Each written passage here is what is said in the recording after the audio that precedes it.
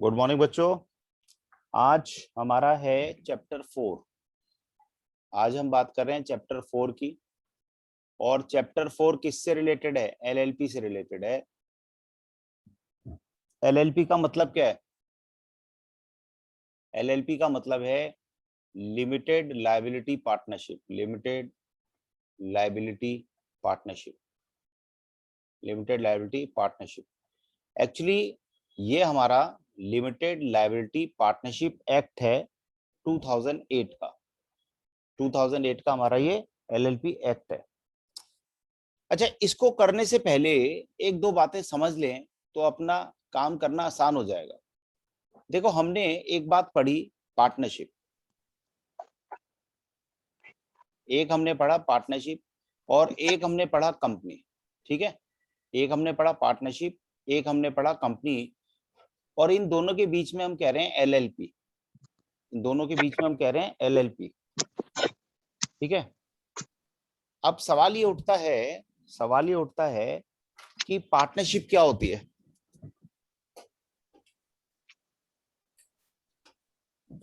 सवाल ये उठता है कि पार्टनरशिप क्या होती है। तो पार्टनरशिप क्या होती है तो पता ही है आपको। Yes sir. पार्टनरशिप में जो लोग होते हैं उन्हें क्या कहते हैं? Members, partners. पार्टनर्स। लेकिन जो कंपनी होती है उसमें जो लोग होते हैं उन्हें क्या कहते हैं? मेंबर्स। मेंबर्स। तो इसका मतलब अब सवाल ये है कि अगर हम एलएलपी बना रहे हैं तो एलएलपी में जो लोग हैं या तो उन्हें पार्टनर कहोगे या मेंबर कहोगे। तो एलएलपी वालों को पार्टनर्स कहा जाता है। ये छोटी छोटी बातें पहले समझ लेते हैं, फिर बुक में से समझेंगे। ठीक है, तो यानी एलएलपी में पार्टनर्स कहा जाएगा, यानी मेंबर नहीं कहेंगे, एलएलपी में पार्टनर्स कहेंगे। एक बात तो ये। ठीक है, दूसरी बात, अगर मैं आपसे पूछता हूं लायबिलिटी कैसी होती है। ठीक है, लायबिलिटी पार्टनरशिप में अनलिमिटेड लायबिलिटी होती है पार्टनर्स की या नहीं होती? होती है, अनलिमिटेड लायबिलिटी होती है। कंपनी में कौन सी लायबिलिटी होती है? लिमिटेड होती है, जब तक कि लिखा ना जाए। अनलिमिटेड कंपनी एक्सेप्शनल केसेस में हो सकती है। तो सवाल ये है कि यहाँ पर क्या होगा। तो देखो, ये तो यहाँ पे नाम ही है लिमिटेड लायबिलिटी, तो यानी यहाँ पर क्या होगा? लिमिटेड लायबिलिटी होगा। ठीक है, इसका मतलब लायबिलिटी की बात करें तो एलएलपी में जो पार्टनर्स हैं उनकी जो लायबिलिटी है वो लिमिटेड होती है। ठीक है, अच्छा, परपेचुअल सक्सेशन। परपेचुअल सक्सेशन मतलब समझते हो? परपेचुअल सक्सेशन क्या होता है बताओ?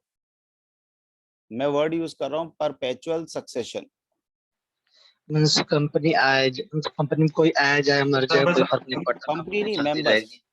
कंपनी नहीं, और यहाँ मेंबर्स। वही है ना। और यहाँ पर नो परपेचुअल सक्सेशन होता है। मतलब ये है कि अगर सारे मेंबर्स की डेथ हो जाए कंपनी फिर भी रहेगी, लेकिन अगर सारे पार्टनर्स की डेथ हो जाए तो कंपनी, पार्टनरशिप नहीं रहेगी। तो सवाल ये है कि फिर एलएलपी में क्या होगा। तो एलएलपी में परपेचुअल सक्सेशन है। यहाँ पर क्या है? परपेचुअल सक्सेशन है। इसका मतलब एलएलपी में भी हमारा कंपनी का ही फीचर आ गया। ठीक है, एलएलपी में भी हमारा कंपनी का फीचर आ गया। अच्छा, आपको याद है पार्टनरशिप में कंपनी में सेपरेट लीगल एंटिटी होती थी। Company is a separate legal entity. Separate legal entity का मतलब कंपनी के काम मेंबर्स का काम नहीं है। जबकि यहाँ पर no separate legal entity. No separate legal entity. ठीक है, जैसे मैं आपसे कहता हूँ कंपनी को ना अपने नाम से कार खरीदनी है, तो क्या कंपनी अपने नाम से कार खरीद सकती है? बोलो, क्या कंपनी कंपनी के नाम से कार खरीद सकती है? तो खरीद सकती है। सर क्या मेंबर्स पार्टनरशिप फर्म के नाम से कार खरीद सकते हैं? नहीं खरीद सकते। नहीं। इसका मतलब ये है कि यहाँ पर सेपरेट लीगल नहीं होती। तो यहाँ हम कहते हैं एलएलपी में सेपरेट लीगल एंटिटी है। एलएलपी में सेपरेट लीगल एंटिटी है। चार बातें समझ में आ गई? बोलो, एलएलपी में पार्टनर्स कहलाएंगे, लिमिटेड लायबिलिटी होगी, परपेचुअल सक्सेशन होगा, सेपरेट लीगल एंटिटी होगी। अच्छा, एक बात बताओ, म्यूचुअल एजेंसी का कॉन्सेप्ट, जतिन यहाँ पर म्यूचुअल एजेंसी थी या नहीं थी? म्यूचुअल एजेंसी, यहाँ कॉन्सेप्ट ही एप्लीकेबल नहीं है। यहाँ तो कॉन्सेप्ट ही एप्लीकेबल नहीं था, नॉट एप्लीकेबल। लेकिन यहाँ पर हमारी म्यूचुअल एजेंसी थी। ठीक है, तो जया एक बात बताओ, म्यूचुअल एजेंसी का मतलब क्या है? जया, म्यूचुअल एजेंसी का मतलब क्या होता है? तो म्यूचुअल एजेंसी होता है कि और तीन वो सब पार्टनर हैं। मिलकर। अगर तीन पार्टनर हैं तो तीनों पार्टनर एजेंट भी हैं और तीनों पार्टनर प्रिंसिपल भी हैं एक दूसरे के, ऐसा था ना? प्रिंसिपल भी। ऐसा होता था ना बेटा? तो Yes, एलएलपी sir. में ऐसा नहीं होता। एलएलपी में पार्टनर जो है ना, partner is agent of LLP only. याद रखना, ये सारी मोटी मोटी बातें मैं बता रहा हूँ, ये सब दोबारा आएंगी जब अभी मैं बुक से पढ़ाऊंगा, लेकिन फिलहाल मैं एक बेस तैयार कर रहा हूँ आपका एलएलपी का। नमन, समझ में आ रहा है बेटा? सर आ रहे हैं। तो इसका मतलब ये हुआ कि एलएलपी में जो पार्टनर्स हैं वो एजेंट ऑफ एलएलपी हैं, वो बाकी पार्टनर्स के एजेंट नहीं है, बाकी पार्टनर्स के एजेंट नहीं है।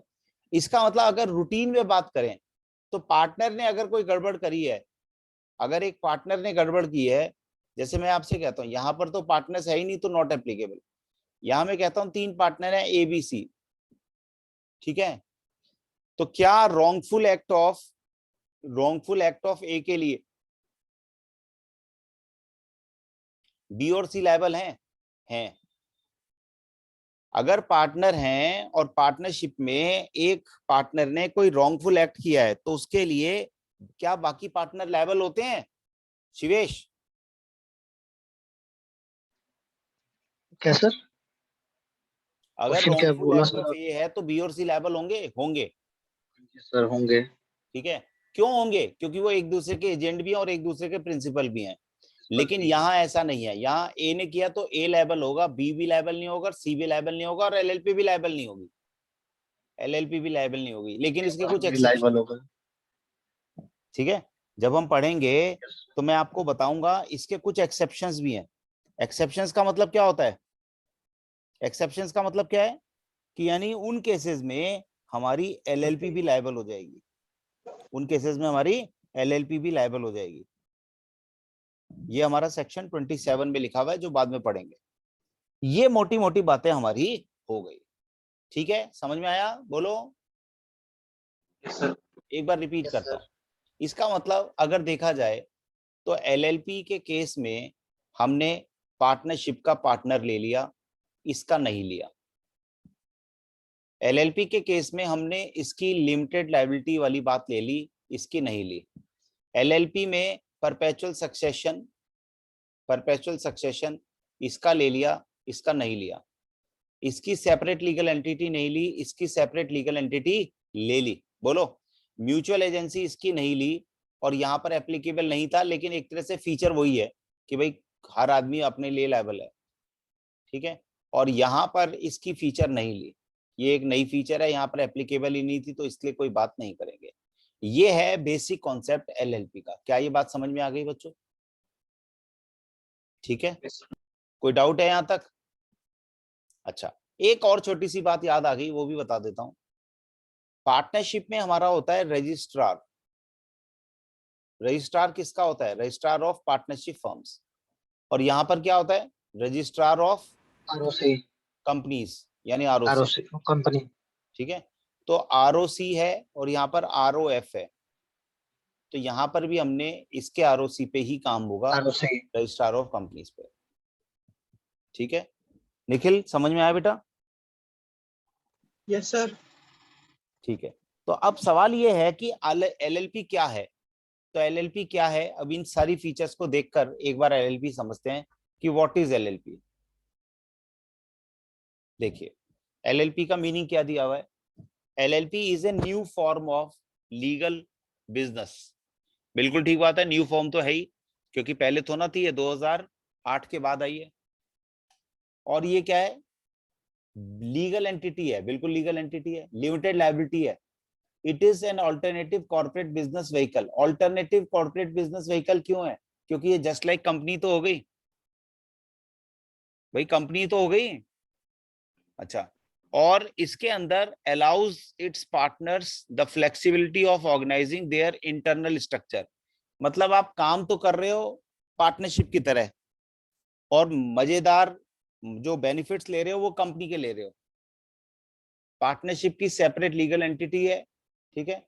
While the LLP itself will be liable for full extent to its assets, the liability of partner will be limited. मेरे ख्याल में बात समझ में आ गई जो जो बातें बोली हैं। तो इसका मतलब एलएलपी जो है उसके अंदर क्या क्या बातें समझ में आई? एलएलपी में क्या क्या बातें समझ में आई बताओ? पहली बात है लीगल। अच्छा हाँ, एक बात और है, रुको रुको रुको रुको एक मिनट।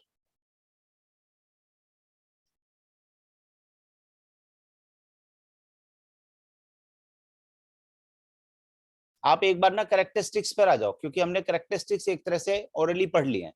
पहली बात, एलएलपी एक बॉडी कॉर्पोरेट है। एलएलपी क्या है? बॉडी कॉर्पोरेट है। अब मुझे बताओगे बॉडी कॉर्पोरेट क्या होती है? कोई मुझे बताएगा what is body corporate? Body corporate और कंपनी में कौन बड़ा है, कंपनी या बॉडी कॉर्पोरेट? सर कंपनी बड़ी है। बॉडी कॉर्पोरेट बड़ा है। देखो ध्यान से देखना, मेरी बात सुनो। जब हम बॉडी कॉर्पोरेट को, इसकी भी डेफिनेशन पढ़ेंगे, सेक्शन 2 क्लॉज डी में डिफाइंड है। लेकिन ये पता है क्या कहता है? इन्होंने कहा कि बॉडी कॉर्पोरेट का मतलब क्या है? इन्होंने कहा बॉडी कॉर्पोरेट का मतलब है, body corporate means a company, means a company. अब यहां तक अगर बात करें तो लगता है शिवेश ने सही कहा है, ठीक है। लेकिन ये कहते हैं एंड इंक्लूड्स। इसका मतलब क्या हुआ कि बॉडी कॉर्पोरेट में कंपनी तो शामिल है, लेकिन ये लोग भी शामिल हैं। कौन कौन शामिल है? ऐसी कंपनियां जो बाहर बनी थी, यानी फॉरेन कंपनीज। एलएलपी भी शामिल है, और ऐसी एलएलपी भी शामिल है जो फॉरेन में बनी है। मेरी बात समझे? तो इसका मतलब बॉडी कॉर्पोरेट में फिलहाल जो कौन सी, वैसे तो और भी चीजें आती हैं, लेकिन फिलहाल अगर हम एलएलपी के पॉइंट ऑफ व्यू से बात करें, जो इन्होंने डिफाइन किया है, तो बॉडी कॉर्पोरेट का मतलब क्या हुआ? बॉडी कॉर्पोरेट में कौन कौन आ गया? पहली बात, एक नॉर्मल कंपनी आ गई, domestic company. Number 2, foreign company आ गई, ठीक है। नंबर 3, एलएलपी आ गई, जिसकी बात हम कर रहे हैं। नंबर 4, फॉरेन एलएलपी आ गई, बाहर बनी हुई एलएलपी आ गई। तो इसका मतलब बॉडी कॉर्पोरेट बड़ा हुआ या कंपनी बड़ा हुआ Shivesh? Body corporate. Body corporate, इसीलिए मैंने कहा बॉडी कॉर्पोरेट है, ठीक है। आगे चलते हैं। फॉरेन एलएलपी कैसे आ सकती है हैं जी? सर? हाँ हाँ बोलो ना, जल्दी जल्दी बोलो। तो फॉरेन एलएलपी का क्या, फॉरेन Foreign एलएलपी का क्या मतलब वो है सब? फॉरेन एलएलपी का क्या है मतलब, कुछ समझ पहले में बताओ, नहीं आया। फॉरेन कंपनी समझते हो? हाँ। तो वैसे ही सेक्शन 59 में फॉरेन एलएलपी का कॉन्सेप्ट है। अभी हम पढ़ेंगे सेक्शन 59 में ओके फॉरेन एलएलपी का है। और इसके अंदर पता है क्या ओके है? फॉरेन एलएलपी का मतलब है कि जहां पे पार्टनरशिप फॉर्म हो गई, जो कंपनी की फॉर्म में है, लेकिन बाहर वाले मेंबर हैं, यही तो हुआ। तो इसके लिए कौन जिम्मेवार है? तो सेंट्रल गवर्नमेंट के इसके लिए रूल्स बनाती है, ठीक है। सेंट्रल गवर्नमेंट रूल बना सकती है कि भाई बताओ, जो फॉरेन एलएलपी है, जो बाहर बनी हुई एलएलपी है, क्या हम उसको अलाउ करेंगे इंडिया में काम करना? तो वो उसके लिए रूल बना सकती है कि अगर आप अपना प्लेस ऑफ बिजनेस, अगर आप अपना प्लेस ऑफ बिजनेस इंडिया में बनाना चाहते हैं, इंडिया में काम करना चाहते हैं, तो उसके लिए क्या क्या तरीके होंगे वो बताएंगी। कौन? सेंट्रल गवर्नमेंट बताएगी। मेरी बात समझे? और इसके लिए उन्होंने कहा कि कंपनीज एक्ट के प्रोविजंस एप्लीकेबल होंगे इस केस में। मेरी बात समझ में आ गई बेटा? बोलो। अब मैंने वैसे यस सर। फॉरेन एलएलपी सारा ही बता दिया आपको। फॉरेन एलएलपी जब मैं पढ़ाऊंगा तो इतना ही पढ़ाऊंगा, मैं पहले पढ़ा ही देता हूँ। आपने पूछा, मैं बता ही देता हूँ। देखो, फॉरेन एलएलपी बता देता हूँ, बाद में कहीं दिया हुआ होगा इन्होंने।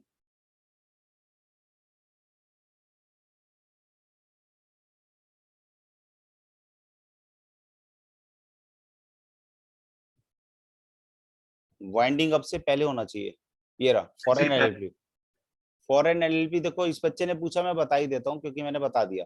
Foreign limited liability partnership section 59। मैंने कौन सा सेक्शन बताया था? 59 ही बताया था ना मैंने? 59 नहीं बताती है सर। ठीक है। तो 59 में क्या लिखा हुआ है? सेंट्रल गवर्नमेंट रूल्स करेगी, बनाएगी, किस लिए?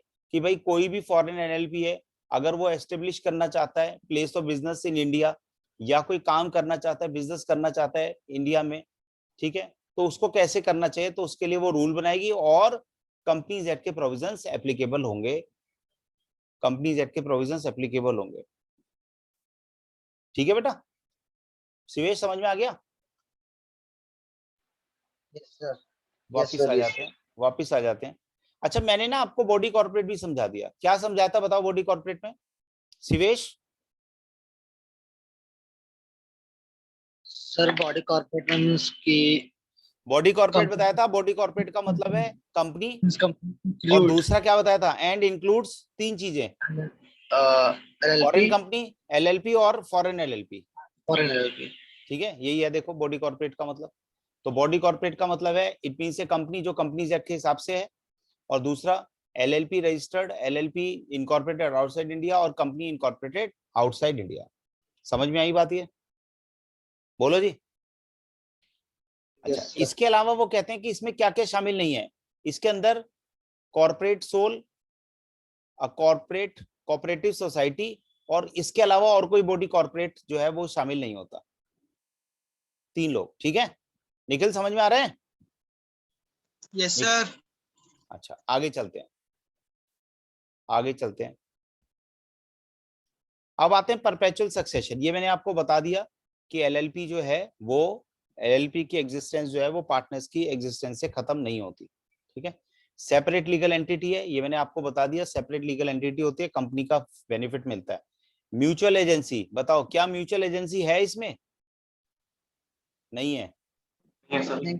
इससे पहले लिखना चाहिए नो म्यूचुअल एजेंसी, इसको लिखते वक्त लिखना चाहिए नो म्यूचुअल एजेंसी, ठीक है। आप स्टडी मैट में लिख लो नो म्यूचुअल एजेंसी। क्यों नहीं है?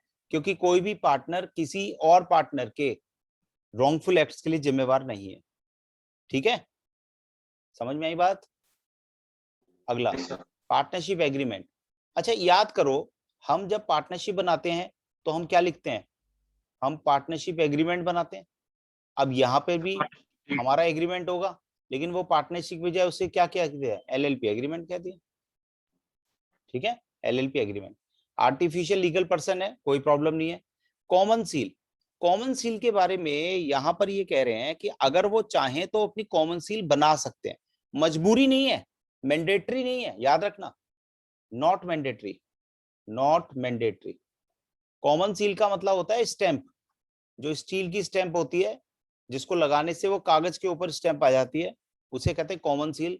तो नॉट मैंडेटरी, याद रखना, मैंडेटरी नहीं है। तो इसकी हेडिंग में लिखना चाहिए common seal is not mandatory, common seal is not mandatory. Company के लिए भी मैंडेटरी नहीं है अब तो। अच्छा, लिमिटेड लायबिलिटी मैंने बता दिया, लिमिटेड लायबिलिटी होती है, ठीक है। लिमिटेड लायबिलिटी का मतलब क्या है? उनकी पर्सनल एसेट्स लायबल नहीं होगी। मैनेजमेंट वेरी इंपॉर्टेंट, ये अभी हमने डिस्कस नहीं किया, इसको कर लेते हैं। एक बात बताओ, जब कंपनी होती है, कंपनी को कौन मैनेज करता है? Board of directors. कंपनी को कौन मैनेज करता है? Board of directors. और पार्टनरशिप को कौन मैनेज करता है? पार्टनर्स।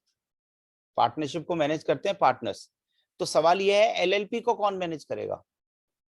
एलएलपी को कौन मैनेज करेगा? तो एलएलपी को मैनेज करने के लिए पार्टनर्स ही करेंगे, लेकिन जो पार्टनर्स एलएलपी को मैनेज करते हैं, जो बोर्ड का काम करते हैं, उन्हें कहते हैं डेजिग्नेटेड पार्टनर्स। क्या नाम कहते हैं? Designated partners. अगर डेजिग्नेटेड पार्टनर्स को पता है, अगर डेजिग्नेटेड पार्टनर्स के की एग्रीमेंट से कोई काम होता है, तो हम मानते हैं कि एलएलपी को भी पता है, ठीक है। एलएलपी को पता है नहीं पता, ये डेजिग्नेटेड पार्टनर से पता लगता है। अच्छा, कितने डेजिग्नेटेड पार्टनर होने चाहिए मिनिमम? जैसे कंपनी के केस में मिनिमम मेंबर्स कितने होने चाहिए? कंपनी के केस में 1 भी हो सकता है, 2 भी हो सकते हैं और 7 भी हो सकता है, डिपेंड करता है कंपनी कौन सी है।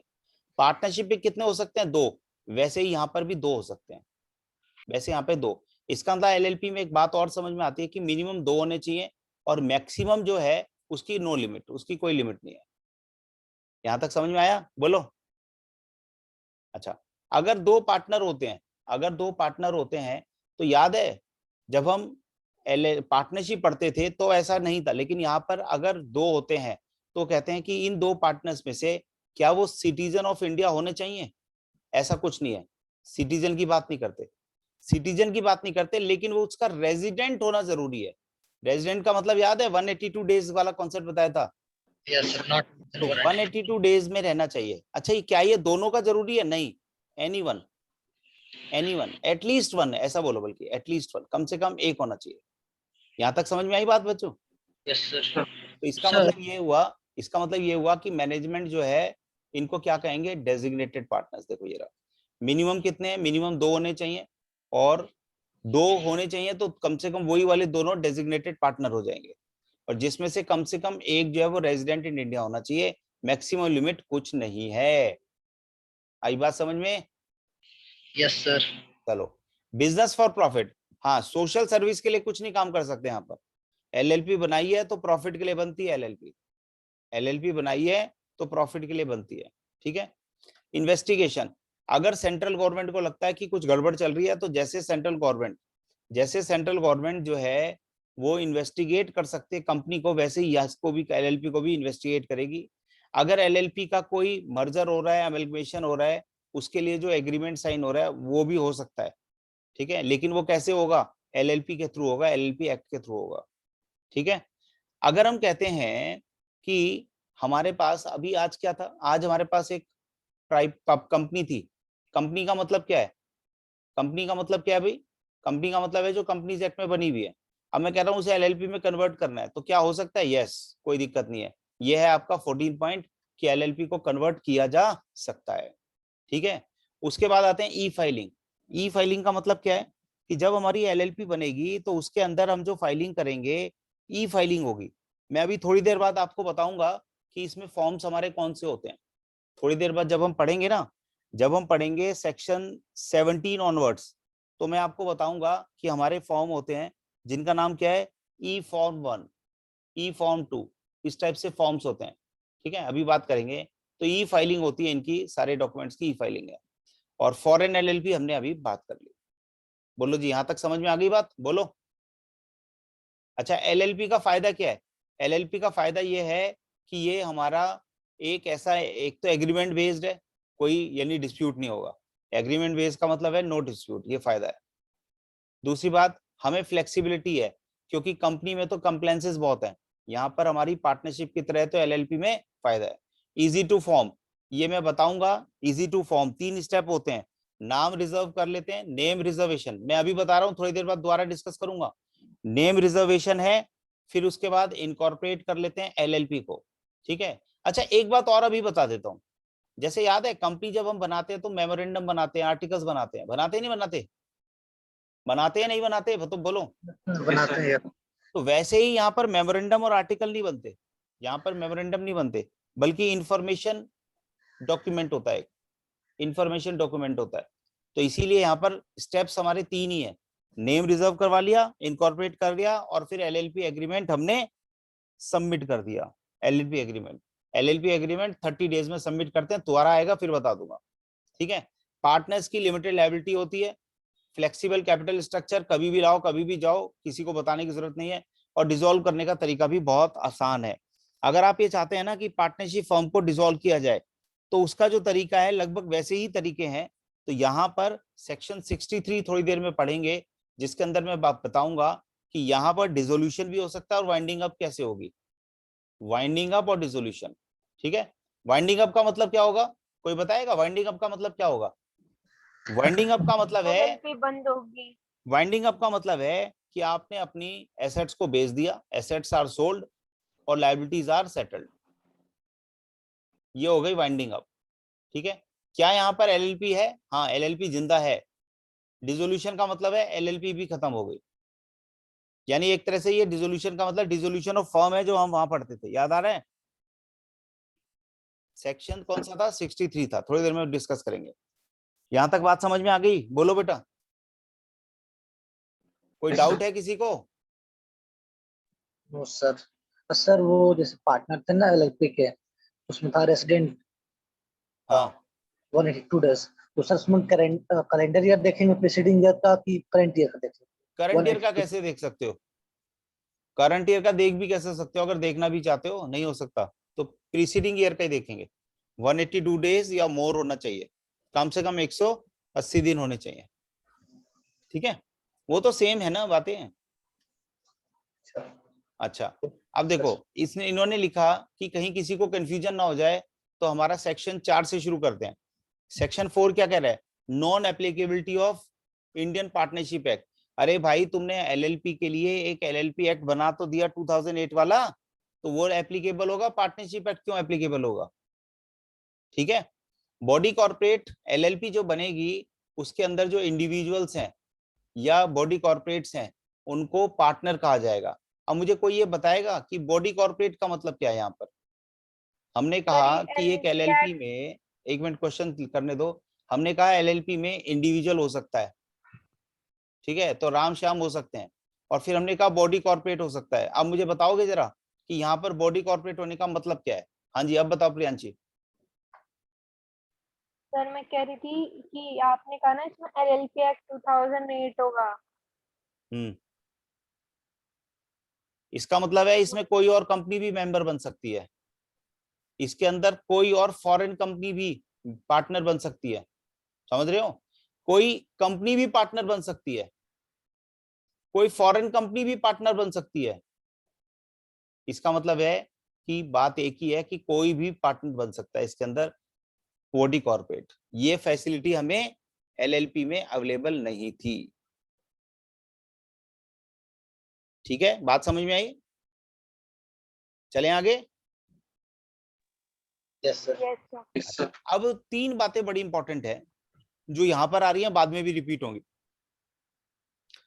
अगर आप किसी इंडिविजुअल को LLP का पार्टनर बनाना चाहते हैं तो 3 लोगों को नहीं बनाएंगे, 3 लोगों को नहीं बनाएंगे। पहला, अनसाउंड माइंड। अरे यार, अनसाउंड माइंड को कैसे बना सकते हो? वो तो हमने कॉन्ट्रैक्ट एक्ट में भी पढ़ा था, जो अनसाउंड माइंड वाला है उसकी तो कैपेसिटी टू कॉन्ट्रैक्ट ही नहीं होता।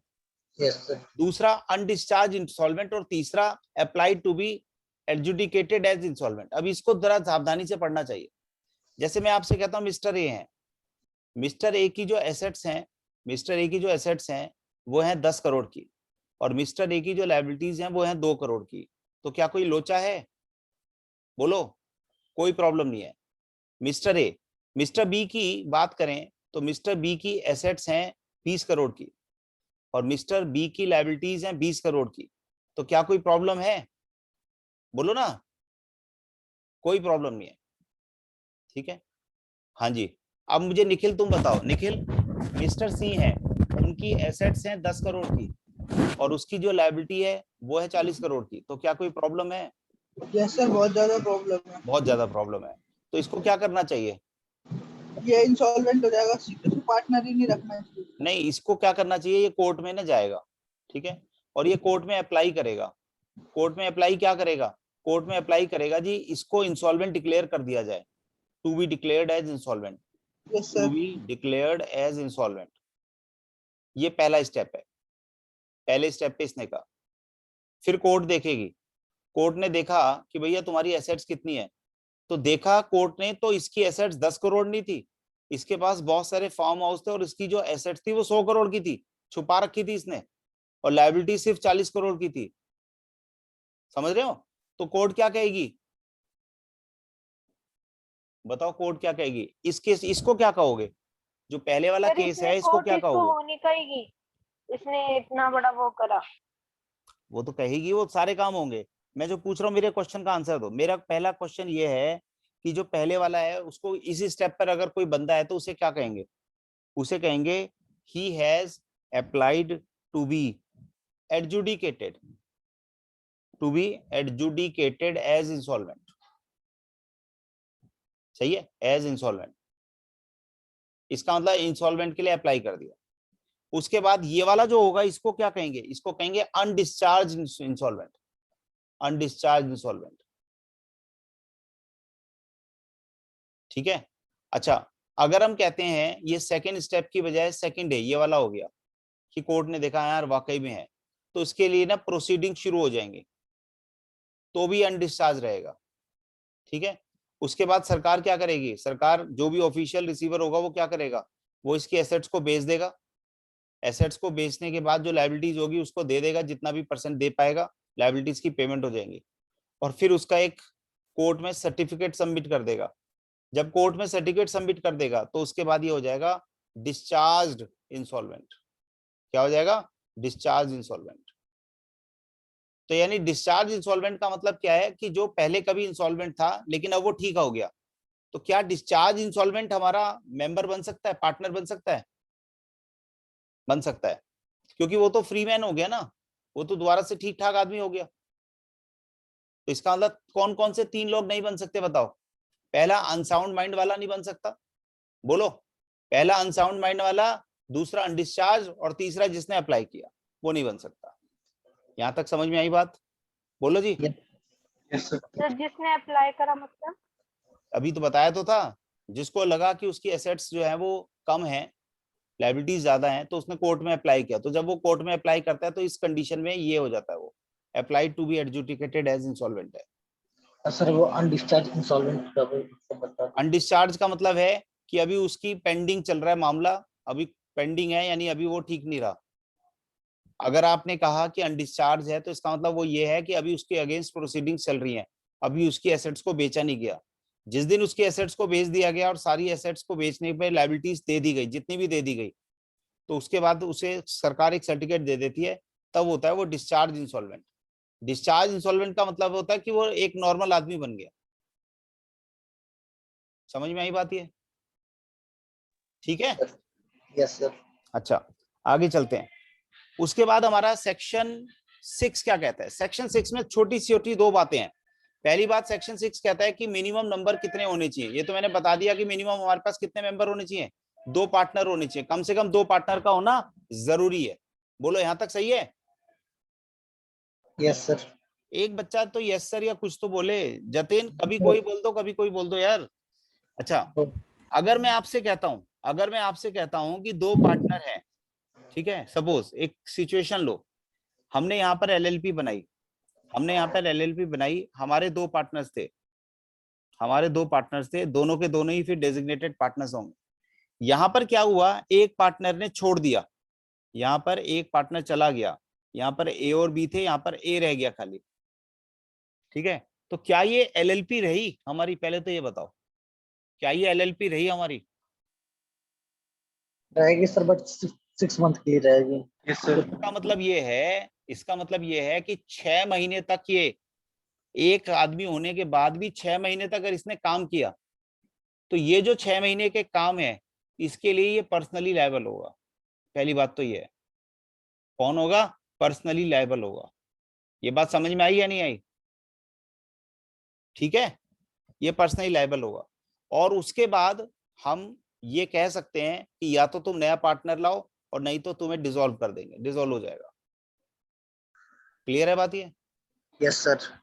सेक्शन 7 बहुत आसान है। सेक्शन 7 है डेजिग्नेटेड पार्टनर्स का। ये मैंने आपको बताया कि जो भी काम करना है उसके लिए क्या होना चाहिए, हम जो भी काम करना चाहते हैं एलएलपी का, उसके लिए कोई बोर्ड होना चाहिए, तो बोर्ड को हम एलएलपी कहते हैं। और कम से कम कितने मिनिमम होने चाहिए? मिनिमम 2 डेजिग्नेटेड पार्टनर्स होने चाहिए, इन्हें डेजिग्नेटेड पार्टनर्स कहते हैं। जब आप इसको पढ़ेंगे ना, तो यहाँ पर 3 वर्ड यूज करेंगे, पार्टनर्स, फॉर्मर पार्टनर, ये भी आएगा थोड़ी देर बाद, और एक आता है डेजिग्नेटेड पार्टनर। तीनों में अंतर बताओ क्या है?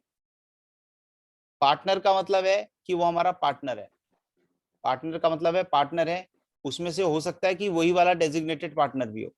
और फॉर्मर पार्टनर का मतलब क्या है? फॉर्मर का मतलब पहले वाला, जो पहले पार्टनर था अब नहीं। मेरे पार्टनर था। तो farmer partner can never be designated partner, ये डेजिग्नेटेड पार्टनर नहीं हो सकता। समझ में आ रही है बात ये? तो फिर ये करता क्या है sir, farmer partner? Farmer partner का मतलब, जैसे एक पार्टनरशिप फर्म में, एलएलपी में ABCDEF, ये 6 लोग थे, बाद में ई चला गया, तो रह कितने गए? ABCDE, 5 रह गए।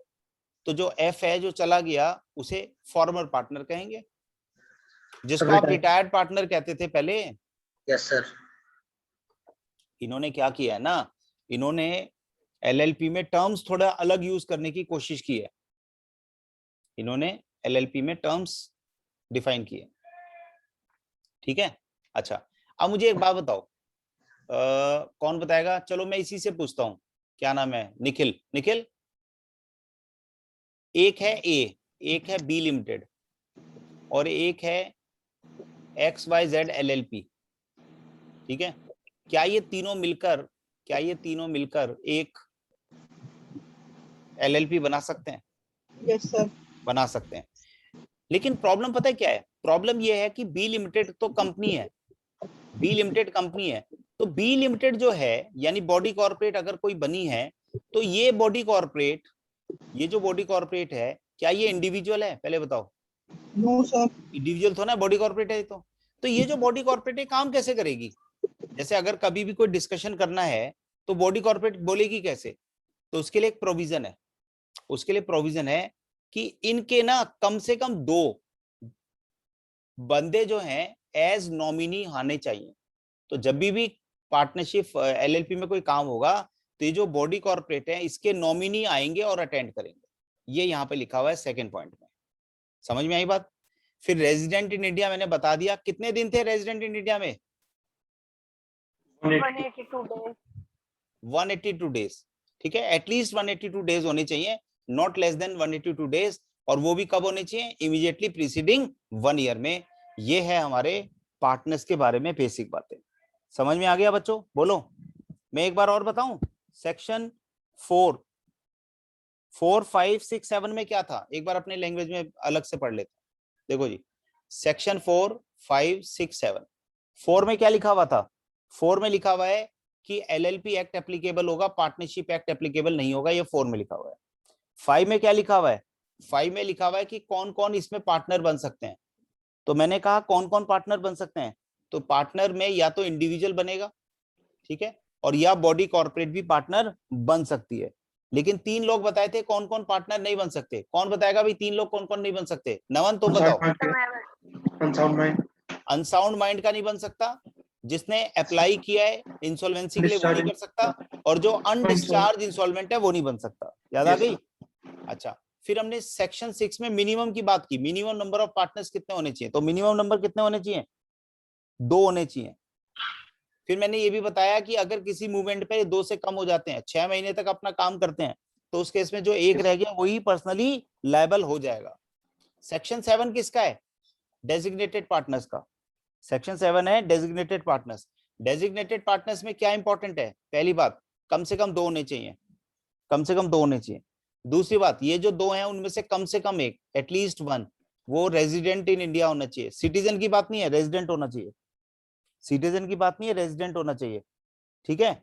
तीसरी बात, अगर कोई कॉर्पोरेट अगर कोई बॉडी कॉर्पोरेट एक्ट करना चाहता है, बॉडी कॉर्पोरेट, तो उसको अपने नॉमिनी डिसाइड करने पड़ेंगे। और रेजिडेंट का मतलब क्या है? 182 डेज, कब? प्रीसीडिंग ईयर में। यहां तक कोई डाउट है तो पूछो पहले।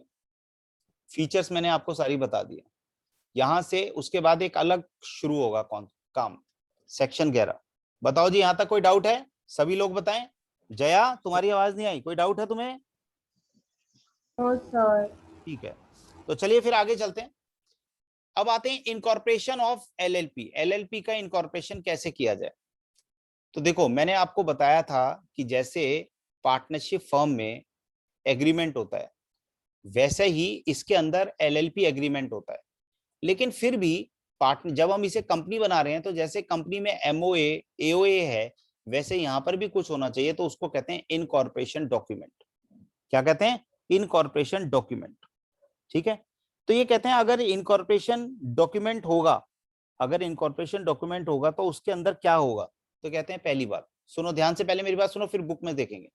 पहली बात, अगर आप एलएलपी बनाना चाहते हैं, अगर एलएलपी बनाना चाहते हैं, तो पहली बात, जो प्रॉफिट के लिए एलएलपी बनाना चाह रहे हो, उसका एक इंफॉर्मेशन डॉक्यूमेंट होना चाहिए, जो लॉफुल बिजनेस के लिए होना चाहिए, और जिसको ये साइन करेंगे। कैसे करेंगे? प्रेस्क्राइब्ड मैनर में बनेगा, जो भी प्रेस्क्राइब्ड डॉक्यूमेंट होंगे, और उसके साथ फीस जाएगी, और इनके साथ एक स्टेटमेंट फाइल होगी। उस स्टेटमेंट में क्या होगा? देखो, अभी मैंने कहा कि एक तो हुआ इंफॉर्मेशन डॉक्यूमेंट। इंफॉर्मेशन डॉक्यूमेंट के साथ में क्या क्या जाएगा? आपको याद है, ये कंपनी में भी पढ़ते थे, प्रोफेशनल्स की मदद लेते थे हम। क्या लेते थे? कोई एलएलबी है, कोई एडवोकेट है, ठीक है, कोई सीएस है, कोई सीए है, कोई सीएमए है। तो ये जो लोग हैं ना, ये प्रोफेशनल्स माने जाते हैं।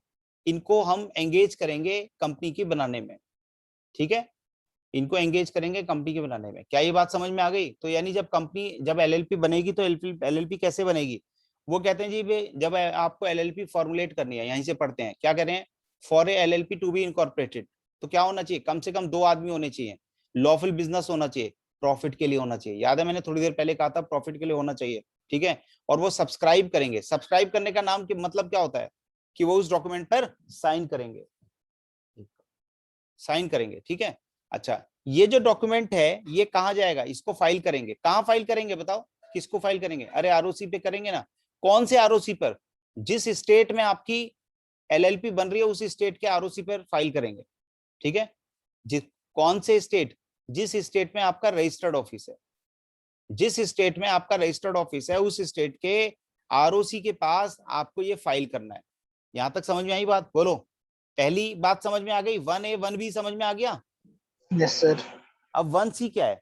1C में छोटी छोटी बातें। 1C कहता है कि जब आप ये फाइल करोगे ना इंफॉर्मेशन डॉक्यूमेंट, जो कि जस्ट लाइक मेमोरेंडम और आर्टिकल्स है, तो फिर आपको उसके साथ में एक स्टेटमेंट और देनी पड़ेगी, एक बात और करनी पड़ेगी। क्या है? प्रेस्क्राइब्ड फॉर्म में जाएगा ये, और फीस के साथ जाएगा। फीस का कहीं लिखा हुआ होगा, मुझे दिखाई दे रहा, एक प्रेस्क्राइब्ड फीस के साथ जाएगा। ठीक है। अच्छा, उसमें फिर ये जो प्रोफेशनल है, कौन है प्रोफेशनल? सीए है, सीएस है, सीएमए है और एडवोकेट है। इनकी मदद लेकर जाएंगे और ये वेरीफाई करेंगे कि हाँ जी सारी डॉक्यूमेंट हमारे कंप्लीट हो गए हैं। यहां तक समझ में आई बात? अब एक डाउट है कि ये जो हमने अभी कहा कि हमारा इनकॉर्पोरेशन का डॉक्यूमेंट होगा, इसमें होगा क्या? होगा क्या? कोई बताएगा इसमें क्या क्या होना चाहिए? बोलो। सर इसमें सभी पार्टनर्स को Name of बोलना the चाहिए। पहली बात तो ये है कि ये किसके बदले है सतिन? ये किसके बदले है? एमओए के बदले है, एओए के बदले है, यही है ना? तो मुझे एक बात बताओ, एमओए में क्या होता था? नेम ऑफ द कंपनी होता था ना, तो यहाँ पे नेम ऑफ एलएलपी लिखोगे, यहाँ पर नेम ऑफ एलएलपी होना चाहिए। आपको बताना चाहिए कि आपका प्रपोज बिजनेस क्या है।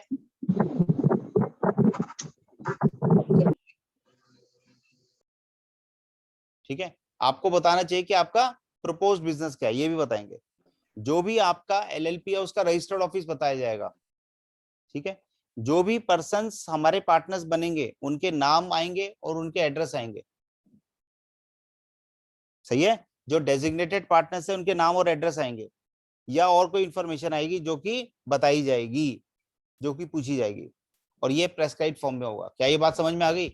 अच्छा बताओ जरा, इंफॉर्मेशन डॉक्यूमेंट में क्या क्या चीजें आएंगी बताओ। सबसे पहले क्या आएगा? प्रेस्क्राइब्ड फॉर्म में होगा। ठीक है, अभी बुक में से पढ़ेंगे, पहले मैं अपने मन से बता दूं। दूसरा क्या होगा? दूसरा इसके अंदर नाम होगा, नेम ऑफ एलएलपी। तीसरा क्या होगा? इसका बिजनेस क्या होगा, वो होगा। चौथा क्या है? कि इसका रजिस्टर्ड ऑफिस कहाँ होगा, ये बताया जाएगा। पांचवा क्या है? कि जो पार्टनर्स हैं उनके नाम और एड्रेस आएंगे। छठा, डेजिग्नेटेड पार्टनर्स के नाम और एड्रेस आएंगे। ठीक है बच्चों, यहां तक ठीक है? Yes, sir. चलो आगे बढ़ते हैं। इसको मैं एक बार पढ़वा देता हूँ। क्या कहा मैंने? फॉर्म में होगा, नाम आएगा, प्रपोज बिजनेस आएगा, स्टेट आएगा जिसके अंदर रजिस्टर्ड ऑफिस है। ठीक है, नाम और एड्रेस आएंगे, पार्टनर्स के नाम और एड्रेस आएंगे, डेजिग्नेटेड पार्टनर्स के। यहां तक समझ में आई बात? ठीक है। अगर इसमें कोई गड़बड़ है, अगर आपने कोई गलत काम किया, तो उसके लिए क्या है? 2 साल तक की सजा हो सकती है। 2 साल तक का मतलब क्या है? 1 दिन की भी हो सकती है, 1 डे की भी हो सकती है। 1 डे, आधे दिन की सजा भी होती है, हाफ डे की भी सजा होती है। तो कितना भी हो सकता है, लेकिन मैक्सिमम 2 साल से ज्यादा की नहीं होगी, मैक्सिमम 2 ईयर्स है। और फाइन कितना है? 10,000 से लेकर 5 लाख तक का, कम से कम 10,000 और मैक्सिमम 5 लाख का फाइन लगेगा। समझ में आई बात यहां तक? Yes, sir. Yes sir. तो यानी सेक्शन 11 में आपने क्या पढ़ा? सेक्शन 11 दोबारा से देखते हैं। सेक्शन 11 में क्या पढ़ा? सेक्शन 11 में आपने इंफॉर्मेशन डॉक्यूमेंट का पता पढ़ा, बस इनकॉर्पोरेशन डॉक्यूमेंट, इंफॉर्मेशन नहीं, इनकॉर्पोरेशन डॉक्यूमेंट के बारे में पढ़ा। सेक्शन 12 ये कहता है, सेक्शन 12 ये कहता है कि अगर आपको इनकॉर्पोरेशन करना है तो इनकॉर्पोरेशन कैसे होगा? इनकॉर्पोरेशन कैसे होगा? तो सेक्शन 12 कहता है इनकॉर्पोरेशन करने के लिए आपको पहले तो सेक्शन 11 को फॉलो करना पड़ेगा। मतलब इंफॉर्मेशन डॉक्यूमेंट बनाना पड़ेगा, वो सब काम होंगे, आरओसी पे फाइल होंगे। ठीक है, ये बनाना पड़ेगा।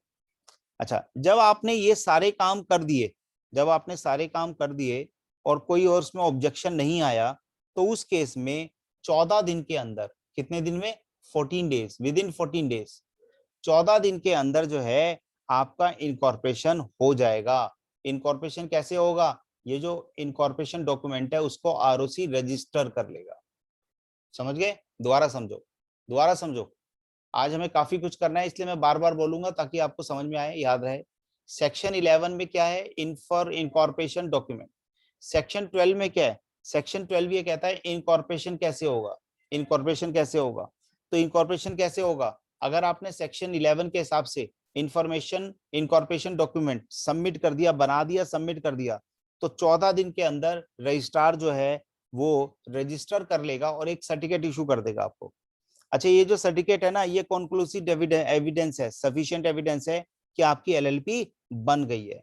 क्या यहां तक समझ में आ गया? बोलो जी। सेक्शन 12। Section Yes. 13 क्या कहता है?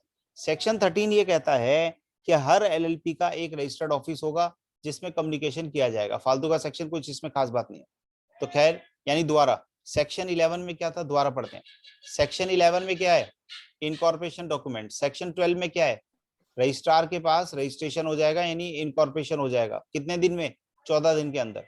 सेक्शन 13 में क्या है? एक रजिस्टर्ड ऑफिस होगा, जो भी कम्युनिकेशन होगी हमारी उस रजिस्टर्ड ऑफिस पर होगी। बोलो।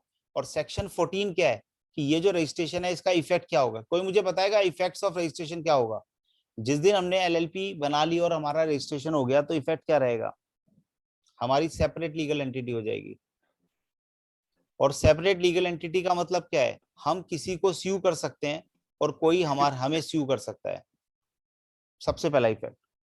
ठीक है। दूसरा, हम किसी भी प्रॉपर्टी को एक्वायर कर सकते हैं, ओन कर सकते हैं, होल्ड कर सकते हैं, डेवलप कर सकते हैं, डिस्पोज कर सकते हैं।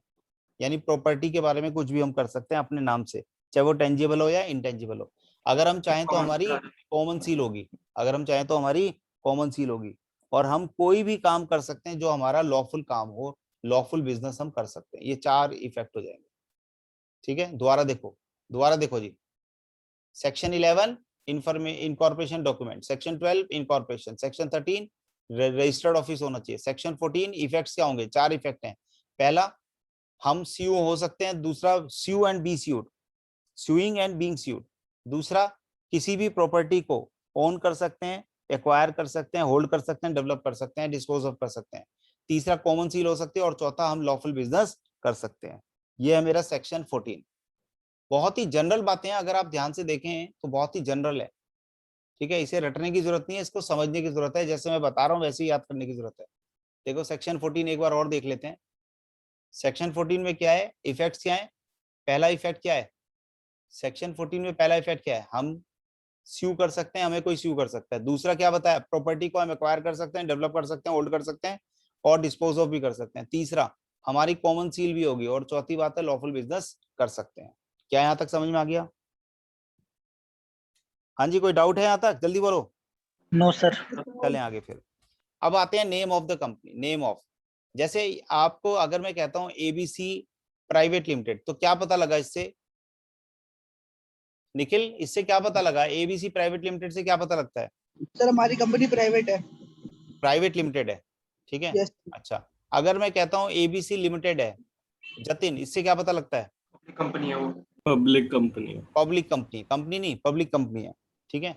अगर मैं आपसे कहता हूं मैसर्स एबीसी है एसोसिएट्स, इसका मतलब क्या है? पार्टनर। पार्टनरशिप है। हाँ जी। इसका मतलब पार्टनरशिप है।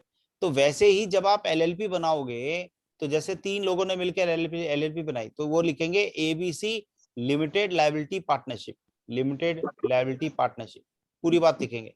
और अगर आप ऐसा नहीं लिखना चाहते ना, तो एबीसी एलएलपी लिख दो, चलो इतने से। तो यानी नाम क्या होना चाहिए? नाम, वो कहते हैं नाम आपका, नाम के साथ में एलएलपी होना चाहिए। सेक्शन 15 ये कह रहा है।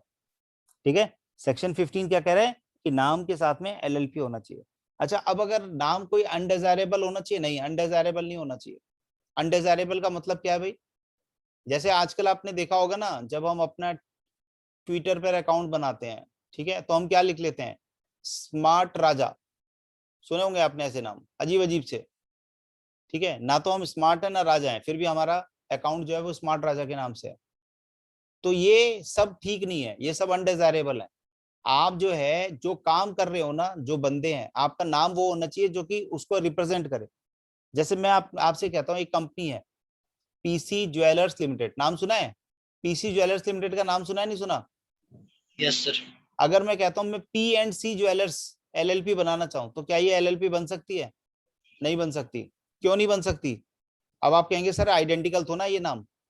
ये आइडेंटिकल नहीं है, लेकिन ये रिजेंबल करता है, उसके जैसा ही है। आइडेंटिकल नहीं है लेकिन उसके जैसा ही है।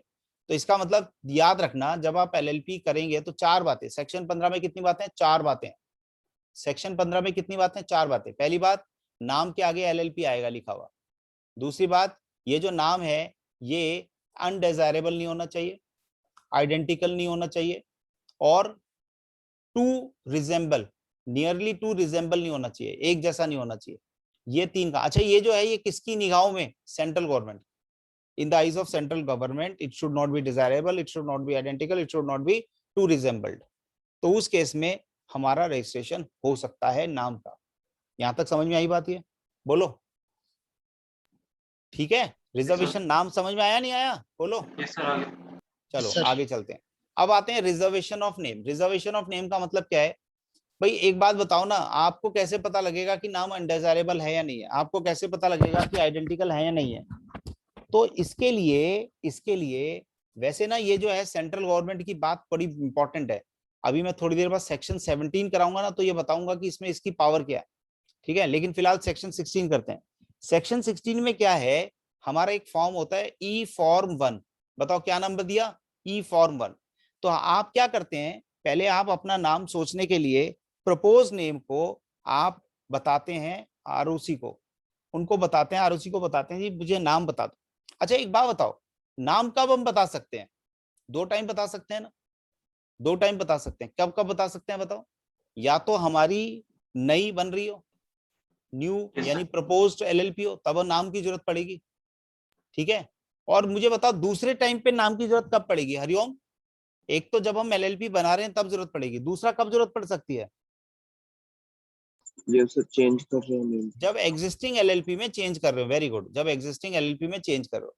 तो इसलिए उन्होंने कहा भाई आप ना अप्लाई करोगे ई फॉर्म 1 में या तो प्रपोज्ड एलएलपी के लिए और या फिर एलएलपी का जो प्रपोज नेम है उसके लिए अप्लाई करोगे। यहां तक समझ में आई बात? बोलो। अगर रजिस्ट्रार को लगता है कि ये सेक्शन 15(2) के हिसाब से ठीक है, मतलब ना तो अनडिजायरेबल है, ना आइडेंटिकल है, ना रिजेंबल्ड है, तो ऐसे केस में वो उस नाम को रिजर्व कर देगा 3 महीने के लिए। जो मैं बोल रहा हूं ना वो सब याद होना चाहिए आपको, लैंग्वेज को छोड़ दो। क्या कहा मैंने? दोबारा पढ़ो। सेक्शन 15 में क्या कहा? सेक्शन 15 में 2 बातें बोली। पहली बात है नाम के आगे एलएलपी लगेगा। दूसरा, नाम आपका सेंट्रल गवर्नमेंट की निगाहों में अनडिजायरेबल नहीं होना चाहिए, आइडेंटिकल नहीं होना चाहिए, रिजेंबल्ड नहीं होना चाहिए, ठीक है। सेक्शन 16 में क्या पढ़ा? सेक्शन 16 में पढ़ा ई फॉर्म 1 में हम अप्लाई करेंगे या तो प्रपोज्ड एलएलपी के लिए या प्रपोज्ड चेंज के लिए इन एलएलपी, एग्जिस्टिंग एलएलपी। और जब ये हम उसे आरओसी को देंगे तो रजिस्ट्रार देखेगा, रजिस्ट्रार सेटिस्फाई अगर हो गया, कैसे सेटिस्फाई हो गया कि ना तो अनडिजायरेबल है, ना आइडेंटिकल है, ना रिजेंबल्ड है, तो उस केस में वो हमें क्या करेगा? हमारा नाम रिजर्व कर देगा 3 महीने के लिए, ठीक है। तो बताओ कितने महीने के लिए टाइम नाम रिजर्व होता है? 3 मंथ। 3 मंथ्स के 3 लिए। महीने के लिए। 3 महीने के लिए वो हमारा नाम रिजर्व कर देगा। 3 महीने के बाद हमें दोबारा से अप्लाई करना पड़ेगा। ये 3 महीने कब से माने जाएंगे? जब वो रजिस्ट्रार हमें कहता है। मतलब मैं आपसे कहता हूं कि 3 हम महीने 1 जनवरी को हमने अप्लाई किया और हमने ई फॉर्म 1 सबमिट कर दिया, ठीक है, 1 जनवरी को। 15 जनवरी को रजिस्ट्रार को पसंद आ गया, तो रजिस्ट्रार ने कहा कि ठीक है भाई तुम्हारा नाम हम रिजर्व कर रहे हैं 3 महीने के लिए। तो 3 महीने कहां से काउंट होंगे? 15 जनवरी से या 1 जनवरी से? 15 से। कह रहा ना, from the date of intimation by the registrar. सही है? Yes sir. चलिए अब आते हैं सेक्शन 17। मैंने आपको थोड़ी देर पहले बोला था कि सेक्शन 17 में सेंट्रल गवर्नमेंट की स्पेशल पावर है। देखो क्या कहता है, ध्यान से पढ़ो। ये कहता है not with standing anything contained in section 15 and 16। ओहो, ये तो बहुत गजब की बात लिख डाली इन्होंने। अरे सेक्शन 15 में क्या लिखा था? सेक्शन 15 में क्या लिखा था बताओ ना? नाम के आगे एलएलपी आएगा। सेक्शन 15 में नाम क्या क्या? लिखा था? Section sir. 15 में लिखा था अनडिजायरेबल नहीं होना चाहिए, ठीक है। इसमें और लिखा था कि मतलब आइडेंटिकल नहीं होना चाहिए, इसमें लिखा था कि रिजेंबल्ड नहीं होना चाहिए, टू रिजेंबल, सेंट्रल गवर्नमेंट की निगाहों में। सेक्शन 16 में क्या लिखा था? सेक्शन 16 में लिखा था कि ई फॉर्म 1 में अप्लाई करेंगे। कब अप्लाई करेंगे? या तो प्रपोज्ड एलएलपी के लिए और या चेंज इन एलएलपी के लिए। दूसरी बात क्या लिखी थी? 3 महीने के लिए रिजर्व हो जाएगा। अब क्या कह रहे हैं? Not with standing anything contained in section 15। मतलब सेक्शन 15 और 16 जाएं भाड़ में। मतलब मुझे मतलब नहीं है उनसे, इसका मतलब सेक्शन 15 और 16 को भूल जाओ। नॉट विद स्टैंडिंग समझते हो ना? नॉट विद स्टैंडिंग समय के एनीथिंग का साथ मतलब क्या नहीं होता है, है? इसका मतलब है समय के सेक्शन साथ 15-16 को effect छोड़ दो, 15-16 एप्लीकेबल नहीं होंगे, सेक्शन 17। तो अगर ऐसा होता है ना, तो उसे कहते हैं ओवरराइडिंग सेक्शन। ठीक है, सेक्शन 17 ओवरराइडिंग सेक्शन है 15 और 16 पर, यानी 15 में 16 में जो लिखा हुआ है वो बेकार हो गया, 17 वाला माना जाएगा। क्या लिखा हुआ है इसमें? लिखा हुआ है जैसे आपने अपना नाम रिजर्व करवा लिया, लेकिन बाद में सेंट्रल गवर्नमेंट को पता लगा यार ये तो गलत बात है, तो सेंट्रल गवर्नमेंट ये क्या कहेगी? सेंट्रल गवर्नमेंट कहेगी कि भैया तुम अपने नाम को बदल लो, अपने नाम को चेंज करो। ठीक है, लेकिन ये जो है वो कब तक होगा? इसके लिए भी लिमिटेड, हमारा लिमिट टाइम क्या है? 3 महीने का टाइम है। 3 महीने के अंदर आपको काम करना पड़ेगा, नहीं किया तो 10,000 रुपए से लेकर 5 लाख तक का तो फाइन हो जाएगा। किस पर फाइन होगा? अगर एलएलपी, देखो 2 लोगों पे फाइन है यहाँ सर, एक तो एलएलपी पे फाइन है और एक डेजिग्नेटेड पार्टनर्स पे भी फाइन है। एलएलपी पे भी और डेजिग्नेटेड पार्टनर पे भी, दोनों का मिनिमम फाइन सेम है, इसका भी 10 है, इसका भी 10 है, लेकिन पार्टनर पर 1 लाख है और उस पर 5 लाख है। समझ में आई बात? बोलो। अच्छा, ये प्रोसीजर ना दोबारा से इन्होंने दिखाया हुआ है, हम भी इसी को देख लेते हैं। एक बार थोड़ा बड़ा करना पड़ेगा, दिखाई नहीं दे रहा। देखो क्या कहता है ये कह रहा है जी, अगर आपको एक पार्टनरशिप एलएलपी बनानी है तो क्या करना चाहिए? पहली बात, नाम रिजर्वेशन होना चाहिए। नेम रिजर्वेशन, यानी पहला काम क्या है? पहला काम है नेम अवेलेबिलिटी को देखना, और रिजर्वेशन कितने महीने के लिए रिजर्व होता है? 3 months। 3 मंथ्स, बिल्कुल ठीक बात, 3 मंथ्स। दूसरा, उसके बाद एप्लीकेंट को सबमिट करने हैं, रिजर्वेशन होने के बाद एप्लीकेंट को क्या करना है? उसको सबमिट करना है। क्या सबमिट करना है? ई फॉर्म 2 सबमिट करना है। ई फॉर्म 2 में क्या होगा? वही है, सारे पार्टनर्स की डिटेल, डेजिग्नेटेड पार्टनर्स की डिटेल, वो सारा काम होगा। इतना होने के बाद आपको क्या मिल जाएगा? सर्टिफिकेट मिल जाएगा, यहाँ पर।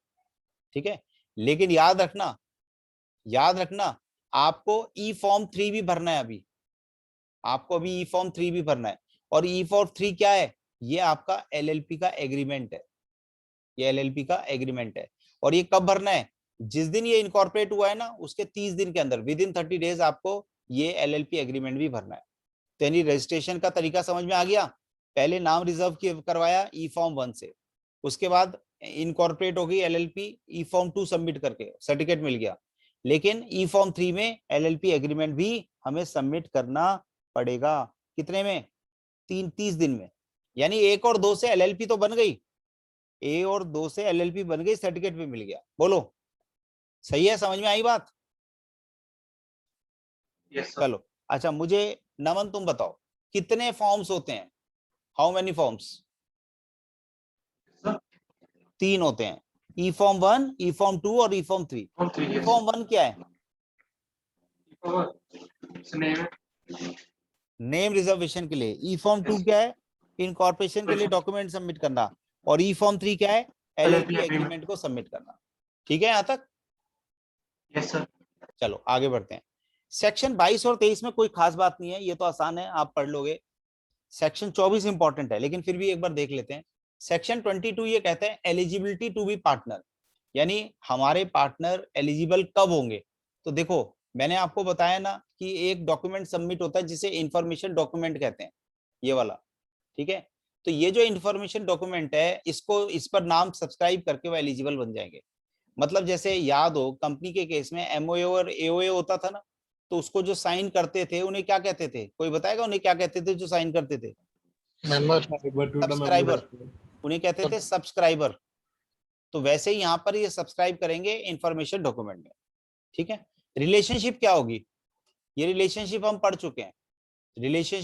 चुके हैं। क्या है?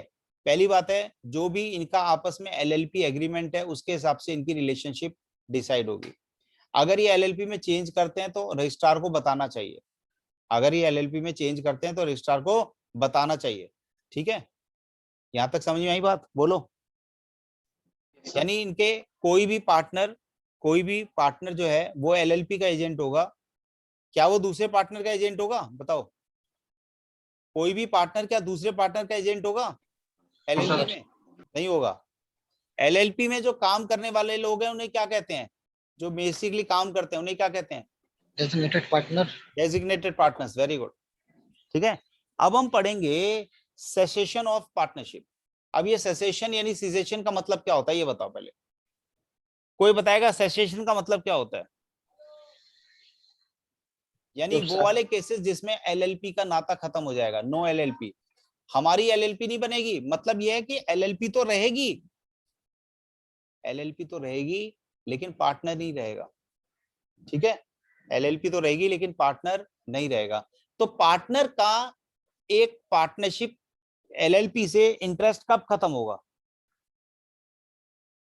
देखो मेरी बात सुनो, पहले सिंपल सिंपल तरीके से पढ़ो। पहला पॉइंट है ये आता कैसे, एग्रीमेंट से आता है, ठीक है। तो अगर ये कोई भी पार्टनर जो है वो दोबारा से एग्रीमेंट करे कि जी मैं नहीं पार्टनर बनना चाहता, तो चला जाएगा, बात खत्म, सही है। अगर हम कहते हैं कि एग्रीमेंट नहीं है, नो एग्रीमेंट, तो अगर एग्रीमेंट नहीं है तो वो कहते हैं कि अगर एग्रीमेंट नहीं है ना तो आप कोई बात नहीं, नोटिस दे दो, 30 दिन का नोटिस देके रिजाइन हो जाओ, 30 डेज का नोटिस देके रेजिग्नेशन ले सकते हो, रिजाइन कर दो। ये है पहली बात। पहले आप मेरे तरीके से पढ़ लो, फिर बुक में से पढ़ लेंगे। पहली बात समझ में आ गई? तो पहली बात क्या है, जैसे पार्टनरशिप में एग्रीमेंट बनाया था वैसे डिसॉल्व कर लो, और जैसे जैसे हमने अगर कोई नहीं है तो 30 दिन के अंदर नोटिस दे दो। दूसरा, पार्टनर जो है वो सीज टू बी पार्टनर कब होगा? दूसरे में कहते हैं कुछ केसेस बताएं कब है, जब उसकी डेथ हो जाए। अरे जब भगवान को प्यारा हो गया, जब वो यहाँ छोड़ के चला गया तो पार्टनर बन के क्या करेगा, ठीक है। दूसरा देखो, ये तो यहीं से पढ़ लेते हैं, डेथ हो जाए, डिसोल्यूशन हो जाए, अनसाउंड माइंड हो जाए या अप्लाई कर दे, तो उस केस में वो पार्टनर नहीं रहेगा। तो पार्टनर कब नहीं रहेगा? पहले वाले में तो उसने लिख के दे दिया एग्रीमेंट के मुताबिक, अगर ये एग्रीमेंट नहीं था तो 30 दिन का नोटिस दे दिया। दूसरा, अगर ये वाले काम हो जाए, इसमें एग्रीमेंट कुछ नहीं करेगा, डेथ हो जाए, एलएलपी डिसॉल्व हो जाए, अनसाउंड माइंड का हो जाए ये, और या फिर ये applied to be adjudicated as insolvent हो जाए, तो ऐसे केसेस में वो पार्टनर हमारा नहीं रहेगा, ठीक है। अच्छा, ये जो सीज पार्टनर है, ये जो सीज पार्टनर है जो नहीं रहा, ये बाहर वालों को कैसे पता लगेगा, कोई मुझे बताएगा? ये जो सीज पार्टनर है इसको क्या कह सकते हैं? ये जो सीज पार्टनर है इसको फॉर्मर पार्टनर कहेंगे ना, बताया था ना मैंने शुरू में। हाँ, तो ये जो फॉर्मर पार्टनर है ये नहीं रहा पार्टनर, फॉर्मर हो गया, ये पता कैसे लगेगा? नोटिस। हाँ, बाहर वालों को हमें नोटिस देना पड़ेगा, यानी एक तो आउटसाइडर्स को नोटिस देना पड़ेगा और एक हमें रजिस्ट्रार को बताना पड़ेगा। तो इनको कैसे, ये पब्लिक नोटिस जाएगा, पब्लिक नोटिस जाएगा और इसको भी नोटिस देना पड़ेगा रजिस्ट्रार को, तब हमारा क्या हो जाएगा ये, तो हमारा तब वो एलएलपी का नहीं माना जाएगा, अदरवाइज वो सारे कामों के लिए लायबल होगा। याद रखना, एलएलपी में अगर कोई पार्टनर छोड़ के चला गया, फॉर्मर हो गया, तो भी वो लायबिलिटीज के लिए लायबल होगा, अगर जब तक नोटिस नहीं देते। किसको नोटिस नहीं देते? दो लोगों को, पहला पब्लिक को पब्लिक नोटिस, और दूसरा रजिस्ट्रार को बताना चाहिए, रजिस्ट्रार को बताना चाहिए। सर पार्टनर्स को? पार्टनर्स को तो आपस में पता ही लग ही जाएगा, पार्टनर्स को तो बताएंगे ही, अच्छा, ठीक है। ये नोटिस वाली बात इसमें लिखी हुई है। अच्छा, इसमें क्या लिखा हुआ है भाई, अगर कोई जा रहा है, अगर कोई जा रहा है, किसी की डेथ हो गई, इंसॉल्वेंसी हो गई, छोड़ के जा रहा है, अरे तो भाई जो उसने कैपिटल दिया था वो तो वापस कर दो ना। याद है, एक याद है सेक्शन 37 पढ़ा था हमने पार्टनरशिप एक्ट में, यस सर। जब कोई जाता है आउटगोइंग पार्टनर तो उसे उसका बेनिफिट तो दे दो, तो वो यही कह रहे हैं कि उसका कैपिटल प्रॉफिट, एक्यूमुलेटेड प्रॉफिट दे दो, और कोई लॉस है तो उसको लेस करके उसे दे दो। ठीक है, यहाँ तक समझ में आया? बोलो जी। सर हाँ जी। जैसे मान लीजिए कोई पार्टनर जा रहा है, हाँ, सर वो जितना कैपिटल लेकर के आए तो उसको उसका पूरा कैपिटल देते हैं या फिर कुछ पार्ट ऑफ कैपिटल मैं देते हैं? आपसे एक क्वेश्चन पूछता हूँ, 100 रुपए की कैपिटल आपने इंट्रोड्यूस की, ठीक है, उसके बाद हाँ इसमें कुछ चेंजेस होते चले गए, तो जो चेंजेस हैं वो तो हमें देनी पड़ेंगे ना, उसकी कैपिटल भी तो अपने आप कम हो जाएगी या ज्यादा हो जाएगी? हाँ।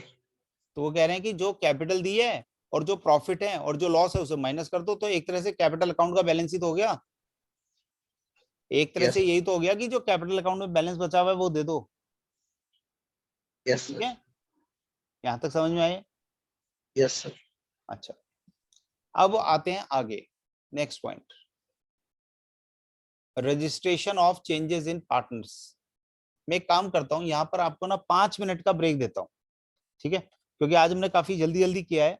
तो 5 मिनट में यहाँ तक का स्टडी मैट में से पढ़ लो, आपके पास स्टडी मटेरियल है। 5 मिनट बाद शुरू करते हैं, 5 मिनट का ब्रेक देता हूँ। चलिए शुरू कर रहे हैं वापस दोबारा से। एक बार जल्दी जल्दी फटाफट बताएं कि क्या क्या हमने करा है। सेक्शन 4 से हमने किया था, है ना? बताओ सेक्शन 4 में क्या था? सेक्शन 4 में क्या था कि एलएलपी एक्ट एप्लीकेबल होगा, पार्टनरशिप एक्ट एप्लीकेबल नहीं होगा।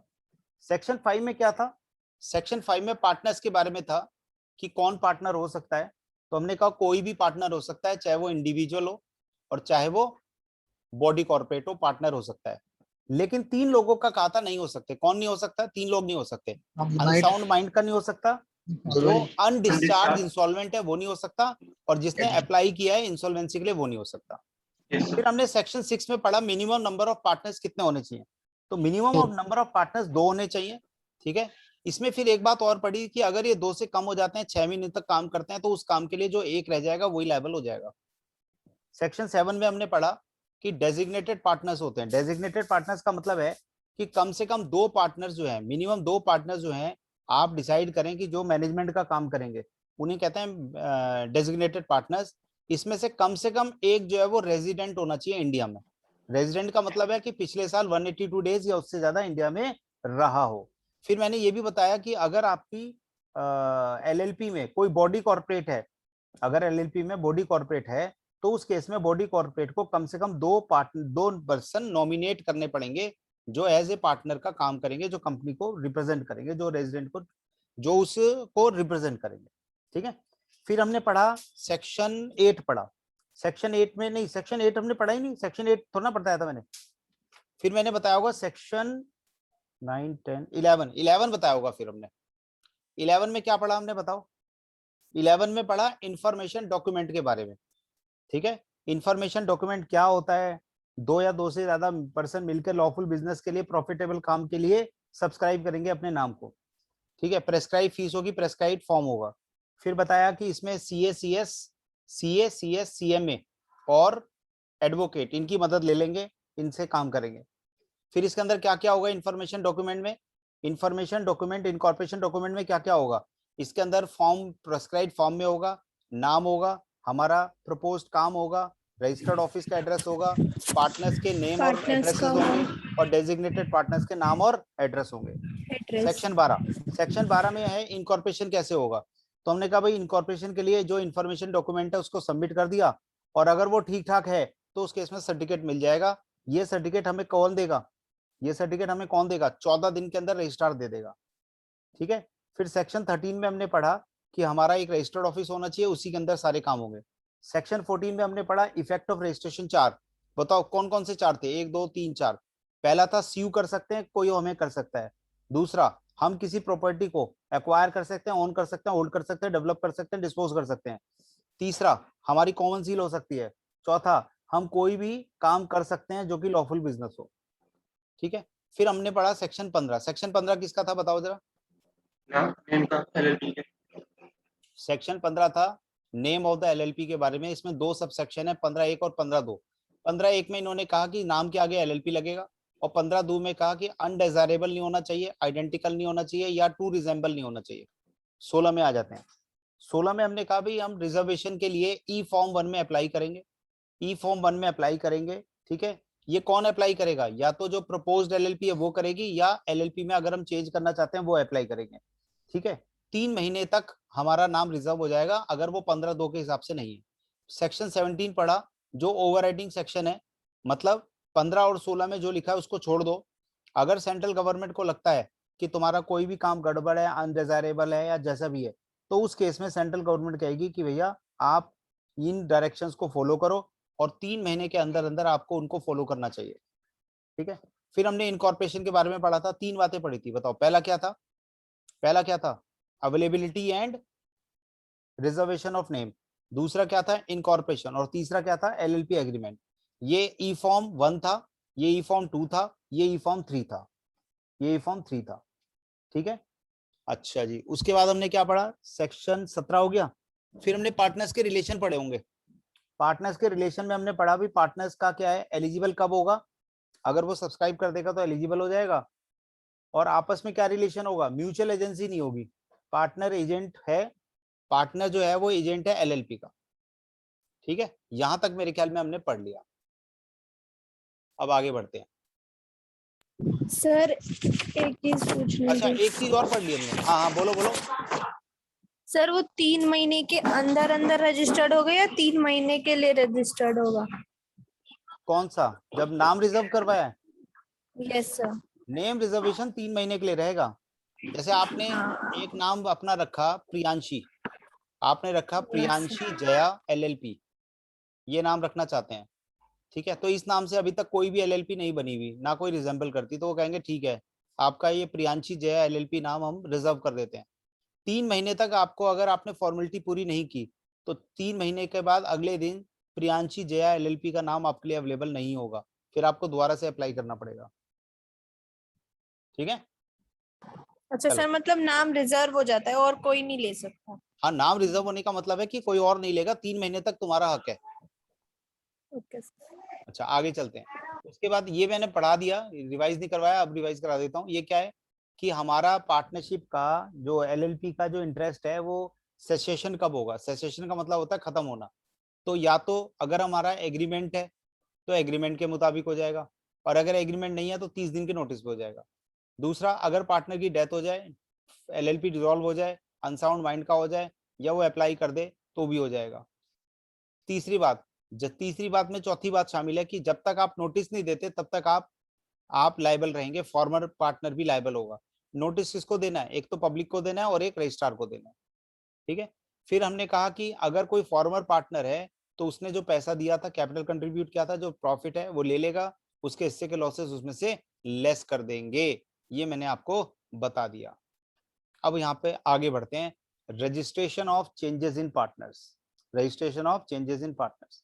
देखो जी, इसमें दो चीजें हैं। पहली बात, अगर किसी पार्टनर के नाम में कोई चेंज होता है, नाम भी तो बदल सकते हैं, या उसका एड्रेस कोई चेंज होता है, ठीक है, अगर किसी पार्टनर का नाम और एड्रेस चेंज होता है तो उसको 15 दिन के अंदर अंदर बता देना चाहिए। किसको बताएगा बताओ, ये किसको बताएगा? ये एलएलपी को।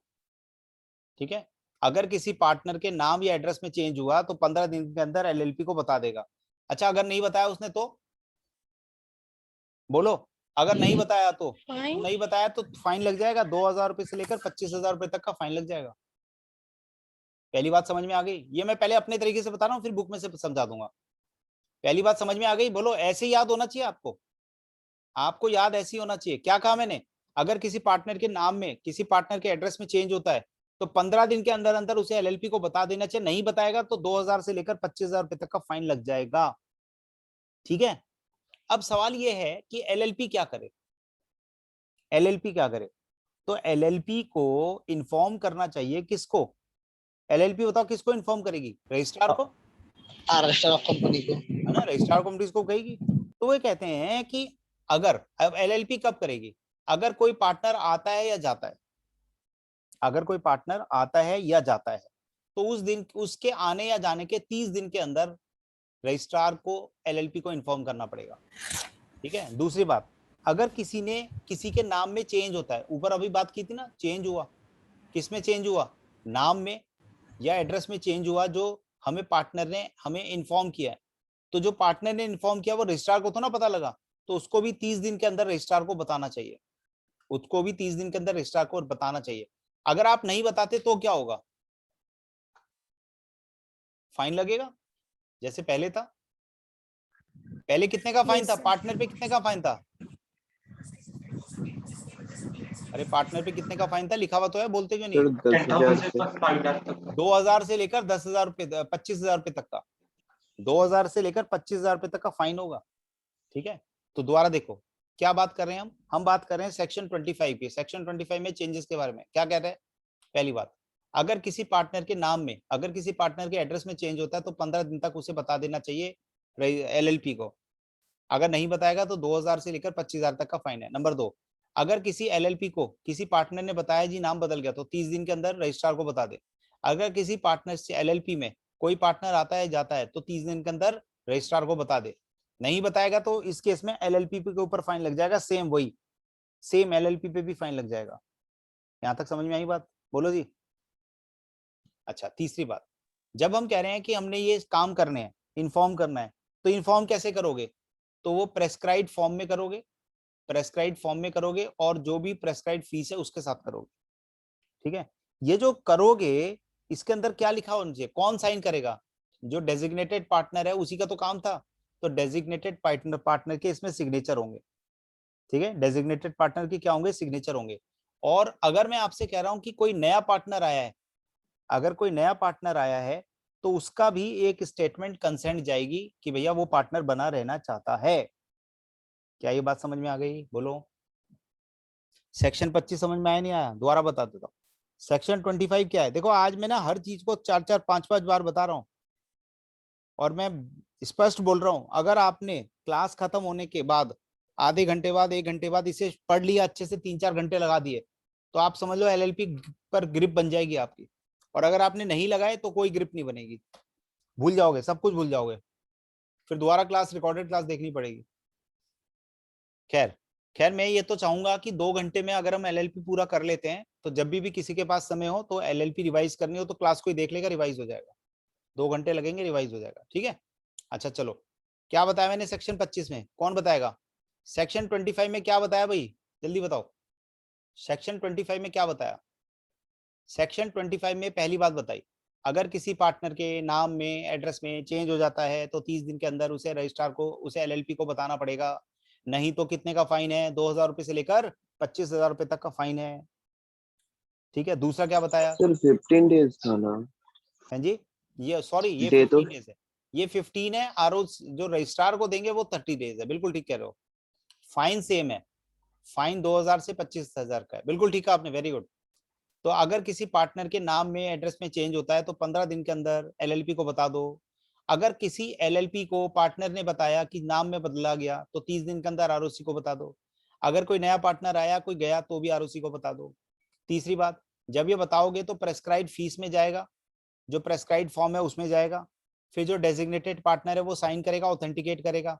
और अगर कोई पार्टनर आया है, ये वाला केस है, तो इसके भी सिग्नेचर जाएंगे, इसकी कंसेंट जाएगी कि भैया मैं पार्टनर बना रहना चाहता हूं, मैं पार्टनर बना रहना चाहता हूं। यहां तक समझ में आई बात? चौथी बात, जब एक नया पार्टनर आता है ना, जब एक नया पार्टनर आता है और नए पार्टनर को लगता है कि यार ये पता नहीं है तो एलएलपी इन्फॉर्म करेगी नहीं करेगी, ठीक है, तो अगर उसे ऐसा लगता है, when he has a reasonable cause to believe that LLP will not submit, तो वो क्या करेगा? वो डायरेक्टली सबमिट कर देगा। किसको? रजिस्ट्रार को, कि जी मैं एक नया पार्टनर बनाऊं इस एलएलपी में। ठीक है, जब वो सबमिट करेगा तो रजिस्ट्रार को क्या चाहिए? रजिस्ट्रार उसे कंफर्म करेगा, एलएलपी से बात करके कंफर्म करेगा, और अगर एलएलपी कहेगी तो वो उसे लिख लेगा। यहां तक समझ में आई बात? बोलो।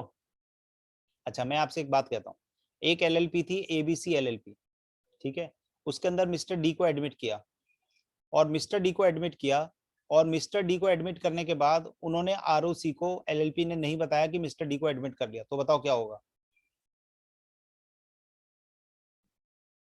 बोलो ना। फाइन हो जाएगा 2,000 से 25,000 तक का। किस पर होगा? एलएलपी पर, एलएलपी पे। एलएलपी का मतलब है डेजिग्नेटेड पार्टनर्स पे फाइन हो जाएगा, क्योंकि उनका काम था।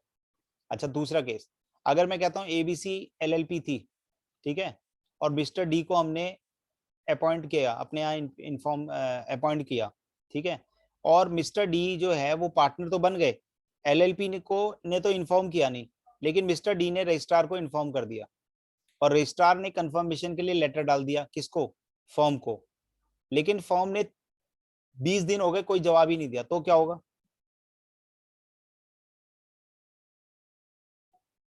बोलो, अरे बताओ ना, कोई तो बताए।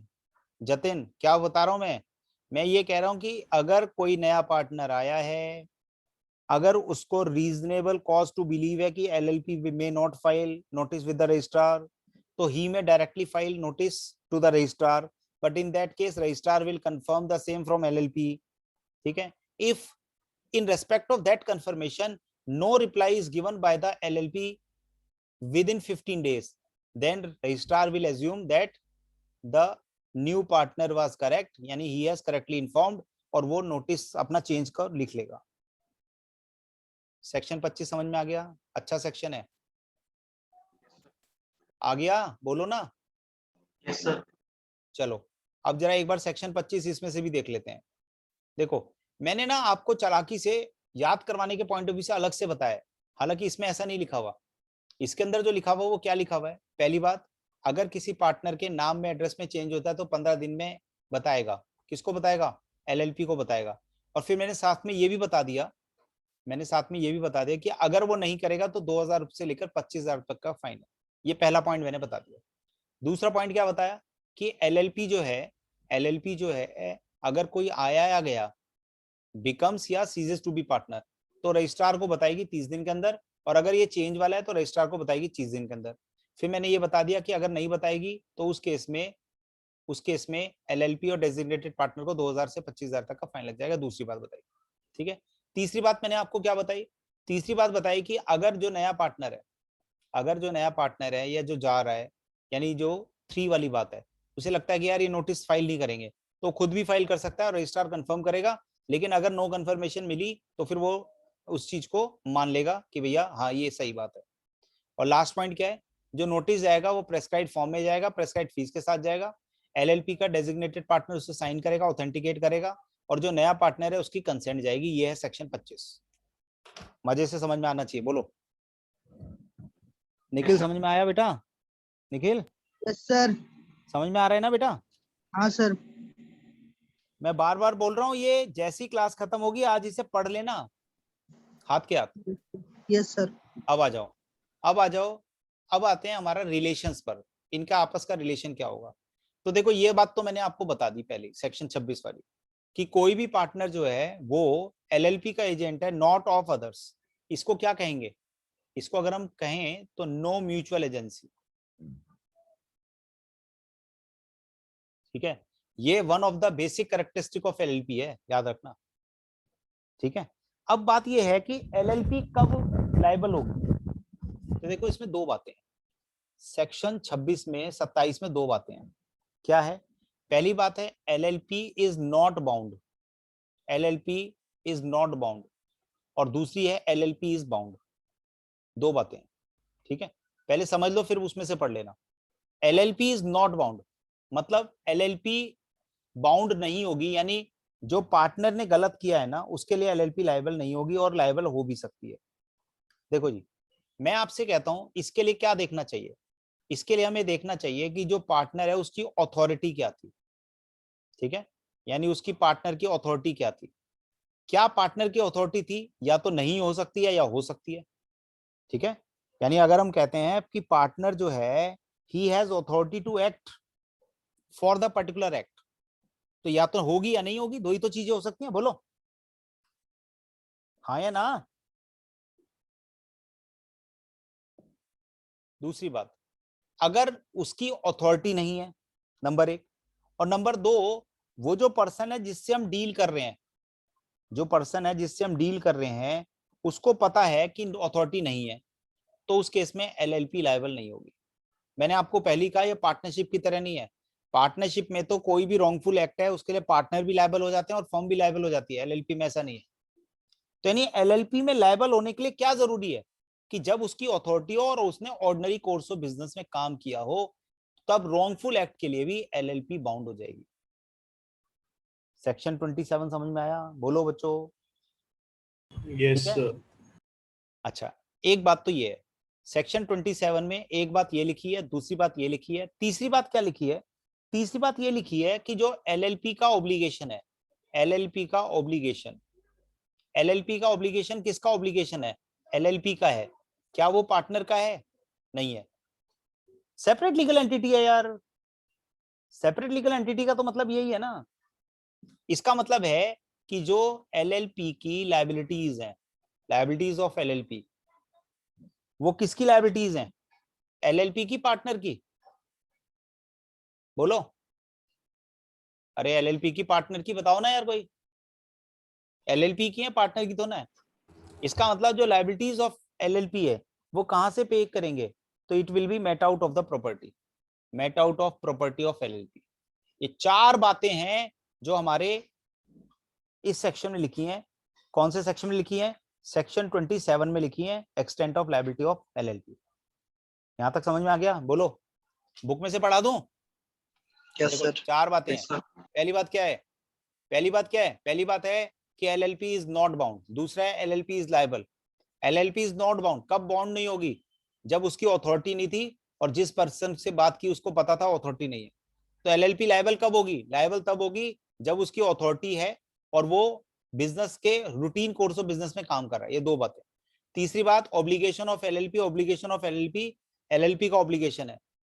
तीसरी बात। चौथी बात, जो एलएलपी की लायबिलिटीज है वो एलएलपी से मेट आउट करेंगे, बात खत्म।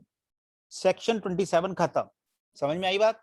बोलो, सेक्शन 27 में कितनी बातें हुई? 4 बातें हुई। पहली बात, निखिल 4 बातें बता। निखिल फटाफट।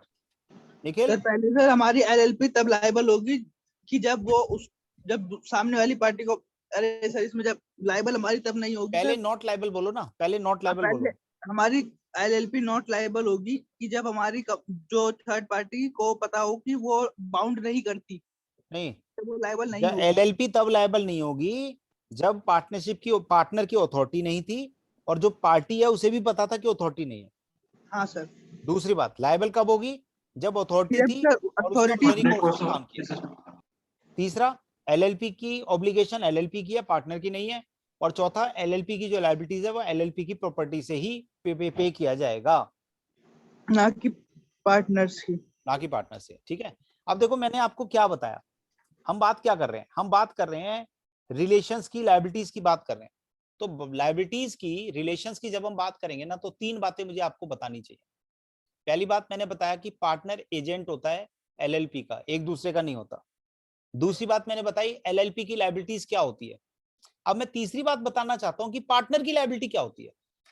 देखो कितने बढ़िया सेक्शन है, कितने बढ़िया तरीके से सेक्शन की फ्रेमिंग है। सेक्शन 26 ये कहता है कि पार्टनर एजेंट है एलएलपी का, किसी और का नहीं है। सेक्शन 27 ये कहता है कि जो एलएलपी है उसकी लायबिलिटी कब होगी। तो 4 बातें लिखी हैं। पहली बात, एलएलपी बाउंड नहीं होगी, नो अथॉरिटी और अदर पर्सन नोस। दूसरा, एलएलपी बाउंड होगी, कब बाउंड होगी? जब अथॉरिटी थी, ऑर्डिनरी कोर्स ऑफ बिजनेस में काम किया। तीसरी बात, एलएलपी की लायबिलिटीज एलएलपी की हैं। चौथी बात, एलएलपी की लायबिलिटीज एलएलपी की एसेट से पे की जाएंगी। ये है हमारा 27। 28 पर आ जाते हैं। 28 में क्या लिखा हुआ है? पहले मेरे से सुन लो। 28 में लिखा हुआ है कि पार्टनर लायबल होगा या नहीं होगा। पार्टनर लायबल होगा या नहीं होगा? देखो जी, ये कह रहे हैं कि पार्टनर लायबल नहीं होगा, पर्सनली लायबल नहीं होगा। बताओ ऐसा क्यों कह रहे हैं? पर्सनली लायबल क्यों नहीं होगा? एलएलपी के कामों के लिए पर्सनली लायबल क्यों नहीं होगा? क्योंकि सेपरेट लीगल एंटिटी है, क्योंकि सेपरेट लीगल एंटिटी है। मुझे एक बात बताओ ना, रिलायंस की एक कंपनी है रिलायंस अनिल धीरूभाई ग्रुप, यानी आर रिलायंस क्या थी, Ambani, R A Reliance Ambani Dhirubhai group, हाँ RADG, ये एक अनिल अंबानी के ग्रुप कंपनी है। अनिल अंबानी की ग्रुप कंपनी है जिसका नाम है रिलायंस कम्युनिकेशन, जो अब खत्म हो गई लगभग। रिलायंस कम्युनिकेशन ने क्या किया? अपने लायबिलिटीज को पे नहीं किया। पता होगा आपको, केस चल रहा था इसके अगेंस्ट। तो क्या वो केस रिलायंस कम्युनिकेशन के अगेंस्ट है या उसके शेयर होल्डर्स के अगेंस्ट है? सर कंपनी के कंपनी के अगेंस्ट है। तो वैसे ही अगर एलएलपी है तो एलएलपी में तो यही वाली फीचर ले ली ना, तो पार्टनर लायबल क्यों होगा भाई? पार्टनर लायबल नहीं होगा। यानी पार्टनर लायबल कब होगा? पार्टनर लायबल तब होगा जब उसका अपना रॉन्ग फुल एक्ट है। इसका मतलब इसमें 2 बातें लिखी हुई है सेक्शन 28 में कि पार्टनर लायबल नहीं होगा, पहली बात, और एलएलपी के लिए। और दूसरा, अगर उसका रॉन्गफुल एक्ट है तो वही लायबल होगा, उससे बाकी लायबल नहीं होंगे। ये 2 बातें लिखी है। देखो क्या लिखा हुआ है। पहली बात है नॉट पर्सनली लायबल, ठीक है, एलएलपी के लिए, क्योंकि वो एलएलपी का पार्टनर है इसलिए लायबल होगा, ऐसा नहीं है। लेकिन अगर उसका अपना रॉन्गफुल एक्ट है, रॉन्गफुल एमिशन है, तो उसके लिए वो लायबल हो जाएगा। लेकिन बाकी फिर भी लायबल नहीं होंगे। बाकी फिर भी लायबल क्यों नहीं होंगे? बताना इस लाइन का मतलब क्या है? Shall not be personally liable, क्योंकि नो, बताओ, no mutual agency, mutual agency. क्योंकि म्यूचुअल एजेंसी नहीं है भैया। ठीक है, यस अच्छा सर। अब सुनो, सेक्शन 29 बहुत ही बढ़िया सेक्शन है, सिंपल है। होल्डिंग आउट, याद है होल्डिंग आउट हमने उसमें भी पढ़ा था। कंपनी में। पार्टनरशिप में। पार्टनरशिप में पढ़ा था, पार्टनरशिप में होल्डिंग आउट पढ़ा था हमने, सेक्शन 28 था यस सर। मेरे ख्याल में, उसमें सेक्शन 28 था। अच्छा सुनो, मैं आपसे कहता हूं कि एक पर्सन है, उसने ना बोलकर, लिखकर या अपने व्यवहार से, स्पोकन, रिटन या कंडक्ट से ये बताया कि भाई मैं इस एलएलपी में पार्टनर हूं। ठीक है, जैसे मैं आपसे कहता हूं एक एलएलपी है एबीसी एलएलपी, मिस्टर डी जो है वो इस एलएलपी के पार्टनर नहीं है। उन्होंने 3 तरीके से, 3 में से किसी भी तरीके से, कैसे, या तो स्पोकन यानी बोलकर, या लिखकर, और या अपने व्यवहार से, कंडक्ट से किसी को ये कन्विंस कर लिया कि भैया मैं उस एलएलपी में मेंबर हूं, पार्टनर हूं। ठीक है, और वो वहां से कुछ पैसा लेकर आ गया, फंड्स लेकर आ गया। अब 2 केसेस होंगे, या तो फंड उसने अपने पॉकेट में रख लिया, और या फंड उसने एलएलपी में जमा करा दिया। यही तो होगा। बोलो, दोबारा समझो क्या कह रहा हूं मैं ये कह रहा हूं बच्चों सेक्शन 29 में कि एक पार्टनर नहीं है, लेकिन उसने बोलकर, लिखकर या कंडक्ट से किसी से फंड्स रिसीव कर लिए as a partner of LLP. अब या तो उसने एलएलपी में वो पैसा जमा करा दिया, या उसने अपनी जेब में रख लिया। 2 ही तो केसेस होंगे। पहले बताओ ये बात समझ में आ रही है? हाँ जी जतिन, समझ में आ रही है बात? Yes, sir. अगर उसने पैसा एलएलपी में जमा करा दिया, अगर उसने पैसा एलएलपी में जमा करा दिया, तो ये जो पर्सन है जिसने अपने को पार्टनर शो किया था, कैसे शो किया था, लिखकर, बोलकर और कंडक्ट से, और एलएलपी दोनों लायबल हो जाएंगे क्योंकि पैसा एलएलपी के पास है। लेकिन अगर उसने अपनी पॉकेट में ले लिया तो भैया एलएलपी फिर लायबल नहीं होगी, फिर सच होल्डिंग आउट पार्टनर ही लायबल होगा, ये लायबल होगा। ये लिखा हुआ है इसमें लिखा हुआ तरीका थोड़ा बड़ा बड़ा सा है, लेकिन मैंने आपको शॉर्ट में समझा दिया। देखो क्या बताया, इसको पढ़ लेते हैं अगर ज्यादा दिक्कत है। क्या कहता है, एनी पर्सन, कोई भी पर्सन, क्या है, लिखकर, स्पोकन, रिटन या कंडक्ट से रिप्रेजेंट करता है कि वो इस पार्टनर का, एलएलपी का पार्टनर है। ठीक है, किसको, किसी भी पर्सन को, तो वो लायबल है। किस चीज के लिए लायबल है? अगर उसने कोई पैसा लिया है तो लायबल है, और अगर उसने गिवन क्रेडिट टू एलएलपी है, अगर उसने एलएलपी को क्रेडिट दिया तो एलएलपी भी लायबल है। लेकिन अगर एनी क्रेडिट, अच्छा वो उल्टा है, पहले वाले में वही लायबल है, और अगर क्रेडिट रिसीव्ड बाय एलएलपी तो एलएलपी भी लायबल हो जाएगी उतने पैसे के लिए। ठीक है,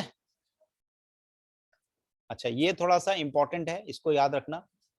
एलएलपी में हमारी लायबिलिटी कैसी होती है? एलएलपी में लायबिलिटी कैसी होती है? लिमिटेड होती है। लिमिटेड होती है।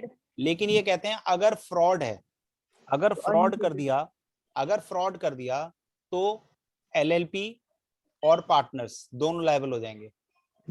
अब एलएलपी का मतलब क्या है, डेजिग्नेटेड पार्टनर्स। ठीक है, लेकिन अगर डेजिग्नेटेड पार्टनर्स को नहीं पता तो जो पार्टनर को पता है खाली वही लायबल होगा, उसकी अनलिमिटेड लायबिलिटी हो जाएगी, उसकी अनलिमिटेड लायबिलिटी हो जाएगी। और देखो अभी तक मैंने आपको ना फाइन बताया, तो यहाँ पर भी फाइन है, 50,000 रुपए से लेकर 5 लाख रुपए तक का फाइन है।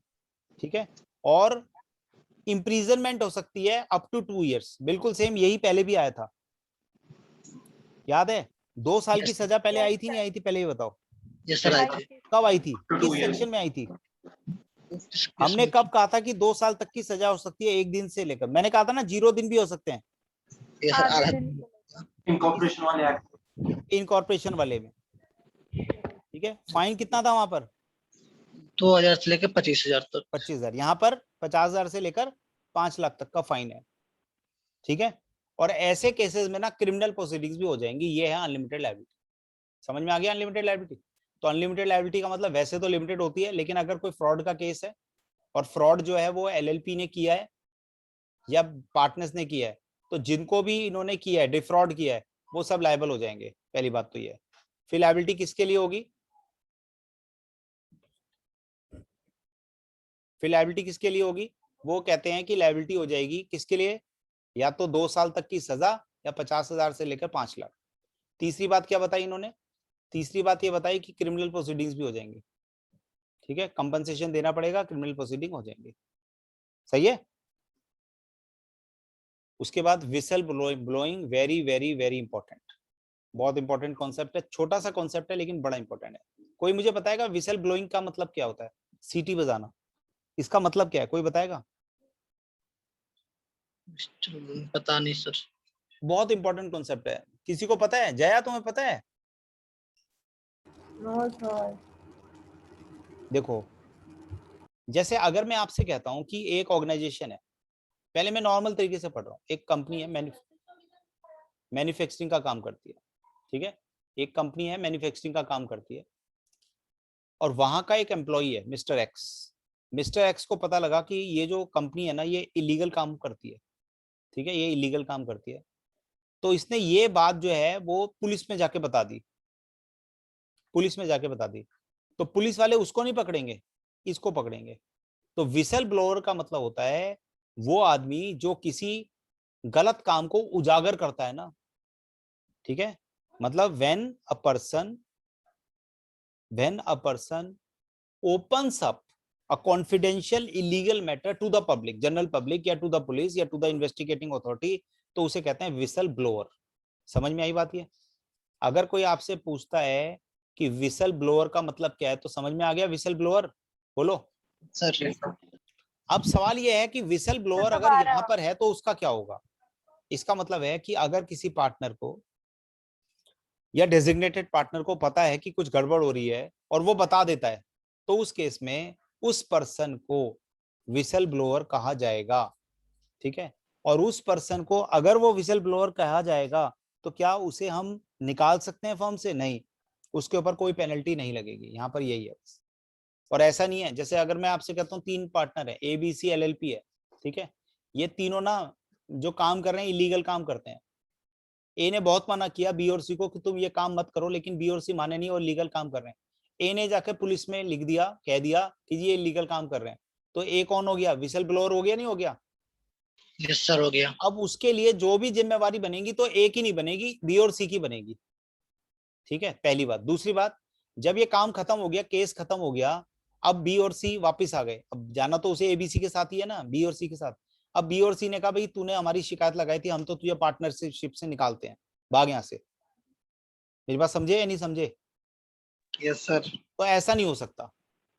अब ये जो ए है ये पार्टनर भी हो सकता है और ये एम्प्लॉय भी हो सकता है। अब एक और बात समझ लो, इसका मतलब है कि एक LLP थी, ABC LLP, उसके अंदर मिस्टर डी पार्टनर थे। मिस्टर डी ने क्या किया? मिस्टर डी ने कोई गलत काम हो रहा था बता दिया जाके, तो बता दिया तो मिस्टर डी तो लायबल नहीं होगा। लेकिन जब ये केस खत्म हो गया तो ABC ने डी को बुलाया और कहा भैया तू हमारा एम्प्लॉय बनने लायक नहीं है, तो हमारी बातें जाके ना पुलिस को बता देता है तो उस केस में क्या होगा? ऐसा नहीं हो सकता। आप एम्प्लॉय को रख सकते हो, एम्प्लॉय का हरासमेंट नहीं होगा, धमकी नहीं दोगे, सस्पेंड नहीं करोगे, डिमोट नहीं करोगे, डिस्चार्ज नहीं करोगे। मेरी बात समझे? बोलो। कोई DDST नहीं होगा। क्या नहीं होगा? कोई DDST नहीं होगा। DDST का मतलब डिस्चार्ज नहीं करोगे, डिमोट नहीं करोगे, सस्पेंड नहीं करोगे, हरास नहीं, थ्रेट नहीं करोगे, हरास नहीं करोगे, ठीक है। ना डिस्चार्ज करोगे, ना डिमोट करोगे, ना सस्पेंड करोगे, ना थ्रेट करोगे, ना हरास करोगे। ये बात समझ में आ गई नहीं आ गई? बोलो जी। अच्छा, इसके बाद ना वैसे ये सब पढ़ लेना, इसमें कुछ खास नहीं है फाइनेंशियल ट्रांजैक्शंस में। इसके अंदर बस लर्न करने का ही है कि हमारी प्रॉपर बुक्स ऑफ अकाउंट होनी चाहिए। सर, हाँ जी, बोलो बोलो। तो सर बी और सी जो इलीगल काम किया तो उसका कुछ नहीं होगा?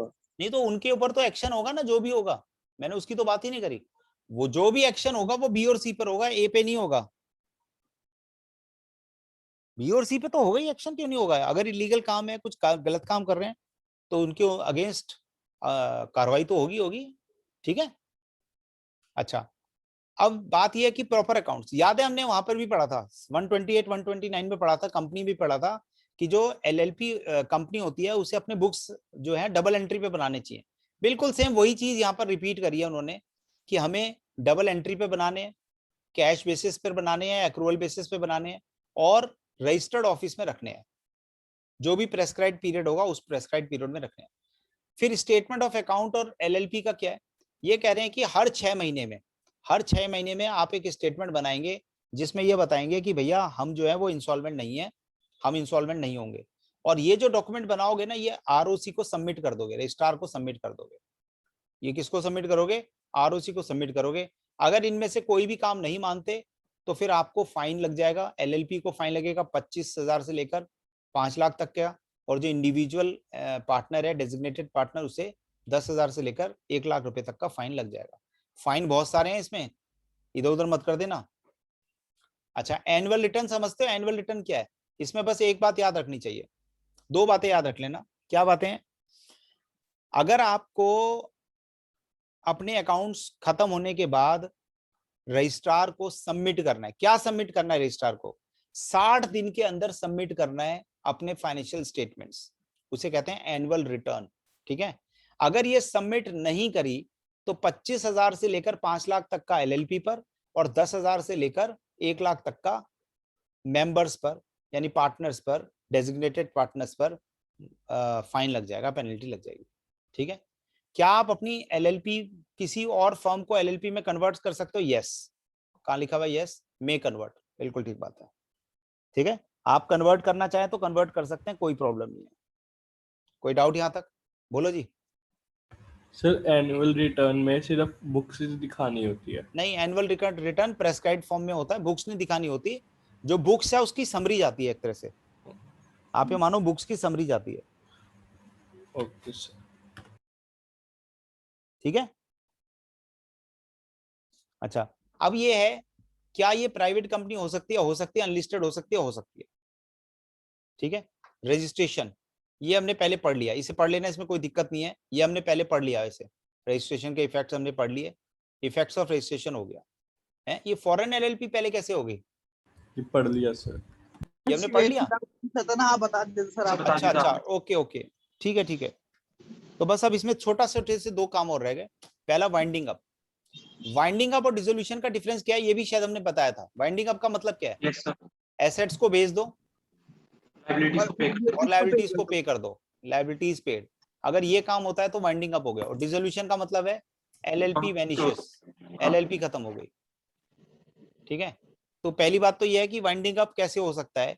तो वाइंडिंग अप या तो अपने आप होगा या कह के होगा। ठीक है, या तो अपने आप होगा या ट्राइब्यूनल के थ्रू होगा। ठीक है, अच्छा, अगर आप वाइंडिंग अप करना चाहते हो तो वाइंडिंग अप कैसे होगा?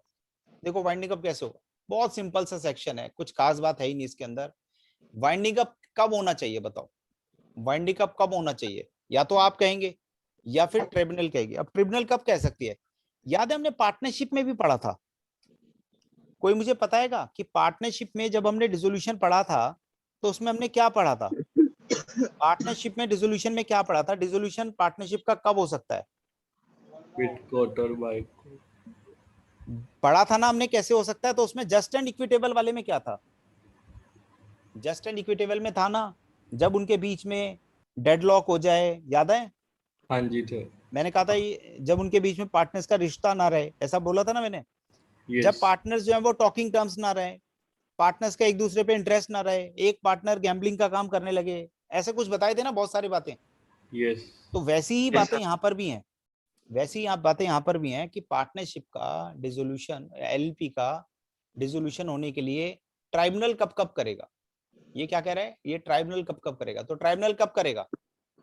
ट्राइब्यूनल कब कब करेगा? जब एलएलपी खुद ही कहेगी ये मेरा डिसोल्यूशन कर दो, कर देगा। ठीक है, बोलो। अगर 2 से कम मेंबर हो जाते हैं, 6 महीने बीत गए तब भी उन्होंने कुछ नहीं किया तो भी हो जाएगा। अगर एलएलपी अपनी लायबिलिटीज को पे नहीं कर पाती, अगर एलएलपी जो है वो किसी कंट्री की इंटीग्रिटी और सोवेरेनिटी की सोवेरेन की बात नहीं करती, मतलब अगर हम अगेंस्ट द कंपनी काम कर, अगेंस्ट द पब्लिक पॉलिसी काम करते हैं, अगेंस्ट द कंट्री काम करते हैं, जो हमारी एनिमी कंट्री है उसके साथ कुछ काम करते हैं, अगर हमने लगातार लगातार 5, कितने कहा मैंने? 5, ये 5 लगातार हैं। मैं आपसे कह रहा हूं फर्स्ट ईयर में आपने सबमिट कर दिए, सेकंड ईयर में नहीं किए, थर्ड ईयर में फिर सबमिट कर दिए, फोर्थ ईयर में नहीं किए, फिफ्थ ईयर में फिर सबमिट कर दिए, सिक्स्थ ईयर में फिर नहीं किए, 1 2 3, नेक्स्ट ईयर फिर आपने सबमिट कर दिया, उसके बाद नहीं किया, 1 2 3 4, उसके बाद कर दिया फिर नहीं किया, तो बोलो, तो क्या यहाँ पर जस्ट एंड इक्विटेबल ग्राउंड है या नहीं है? बोलो, है या नहीं है? है सर। नहीं है सर एनी फाइन नहीं है, क्योंकि ये कह रहा है कॉन्जिक्यूटिव। अगर आपने पहले साल कर दिया फिर नहीं किया फिर कर दिया तो यानी ये पहला हुआ, फिर आपने कर दिया खत्म हो गई बात, फिर ये पहला हो गया, फिर आपने कर दिया फिर ये बात खत्म हो गई, फिर पहला हो गया, फिर कर दिया फिर बात खत्म हो गई, पहला हो गया। तो 5 तो हो ही नहीं पाए ना, अरे बात समझ में आई नहीं? वही तो सर। ठीक है। अच्छा ये जो होगा वो कैसे होगा, सेंट्रल गवर्नमेंट के जो रूल्स हैं उसके मुताबिक हो जाएगा। यहां तक समझ में आई बात? बोलो। क्या कोई पार्टनर एलएलपी को पैसा उधार दे सकता है? दे सकता है। दे सकते हैं। कंपनीज एक्ट के प्रोविजंस एप्लीकेबल होंगे, जहां जहां जरूरत है सेंट्रल गवर्नमेंट बता देगी, एप्लीकेबल होंगे। ये एग्जाम वाली बात नहीं है, दोनों एग्जाम में पूछे जाने वाली बात नहीं है दोनों। ठीक है। इलेक्ट्रॉनिक फाइलिंग आजकल ये ज्यादा चल रहा है, तो पता होना चाहिए कि इसके अंदर सारा जो भी काम है वो सब इलेक्ट्रॉनिक फाइलिंग होता है, डिजिटल सिग्नेचर के थ्रू होगा। किसके थ्रू होगा? डिजिटल सिग्नेचर के थ्रू होगा। डिजिटल सिग्नेचर वही है जो इंफॉर्मेशन टेक्नोलॉजी एक्ट के मुताबिक होते हैं। ठीक है। अगर कोई डिजिटल सिग्नेचर के थ्रू रजिस्ट्रार को सबमिट कर देता है तो ये माना जाएगा कि उन्होंने सबमिट कर दिया, जब तक कि अदरवाइज कुछ प्रूव ना हो जाए। सही है? कोई दिक्कत यहां तक? बस उसके बाद ये है एलएलपी और पार्टनरशिप फर्म, ये एग्जाम के पॉइंट ऑफ व्यू से इंपॉर्टेंट है। एग्जाम के पॉइंट ऑफ व्यू से इंपॉर्टेंट है। ये क्वेश्चन आएगा तो ये एलएलपी का भी माना जाएगा और पार्टनरशिप का भी माना जाएगा।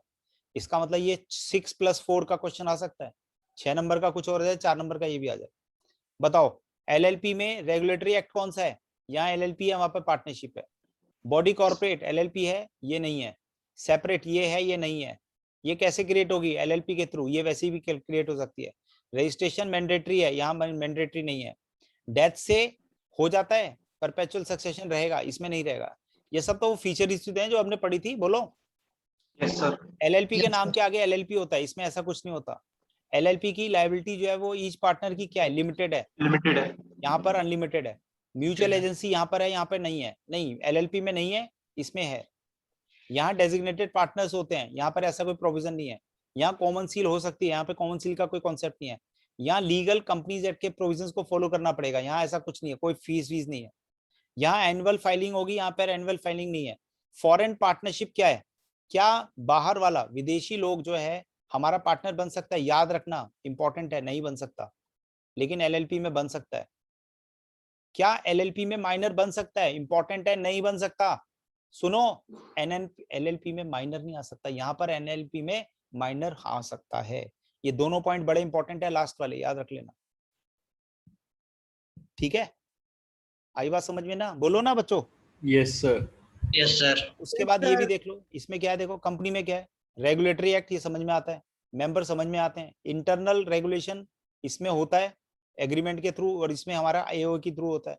इसके नाम के आगे एलएलपी है, इसके नाम के पीछे एलएलपी है, इसके नाम के पीछे जो है प्राइवेट या प्राइवेट लिमिटेड है। यहाँ कम से कम 2 है, मैक्सिमम कुछ नहीं है। यहाँ अलग अलग है, डिपेंड करता है कौन सी कंपनी है आपकी। ठीक है। यहाँ मेंबर्स की लायबिलिटी जो है वो क्या है? वो लिमिटेड है, जो एग्रीड कंट्रीब्यूशन है, और यहाँ पर शेयर्स के हिसाब से होती है। इसमें जो मैनेजमेंट है वो डेजिग्नेटेड पार्टनर करते हैं, और इसमें मैनेजमेंट कौन करता है? बोर्ड ऑफ डायरेक्टर्स करते हैं। इसके अंदर कम से कम कितने होने चाहिए? 2 होने चाहिए। इसके अंदर प्राइवेट में 2 और पब्लिक में 3 होने चाहिए। बात खत्म, एलएलपी खत्म हो गया। समझ में आया बच्चों? बोलो। यस हाँ जी, सर। अब मैं एक एक करके पूछता हूँ। शिवेश ने तो बीच बीच में बहुत बार बोला है, वेरी गुड। नमन ने भी बीच में जवाब दिया है, निखिल ने भी जवाब दिया है, हरिओम ने भी जवाब दिया है। इन चारों को तो समझ में आ गया। हाँ जी, जतिन तुमने बताओ, समझ में आ गया बेटा? हाँ जी सर। Very good. जया और प्रियांशी तुम भी बता दो। आ गया सर। यस ठीक है। सर। लेकिन मैं कम से कम 5वीं या 6ठी बार बोल रहा हूँ, इरिटेट मत होना।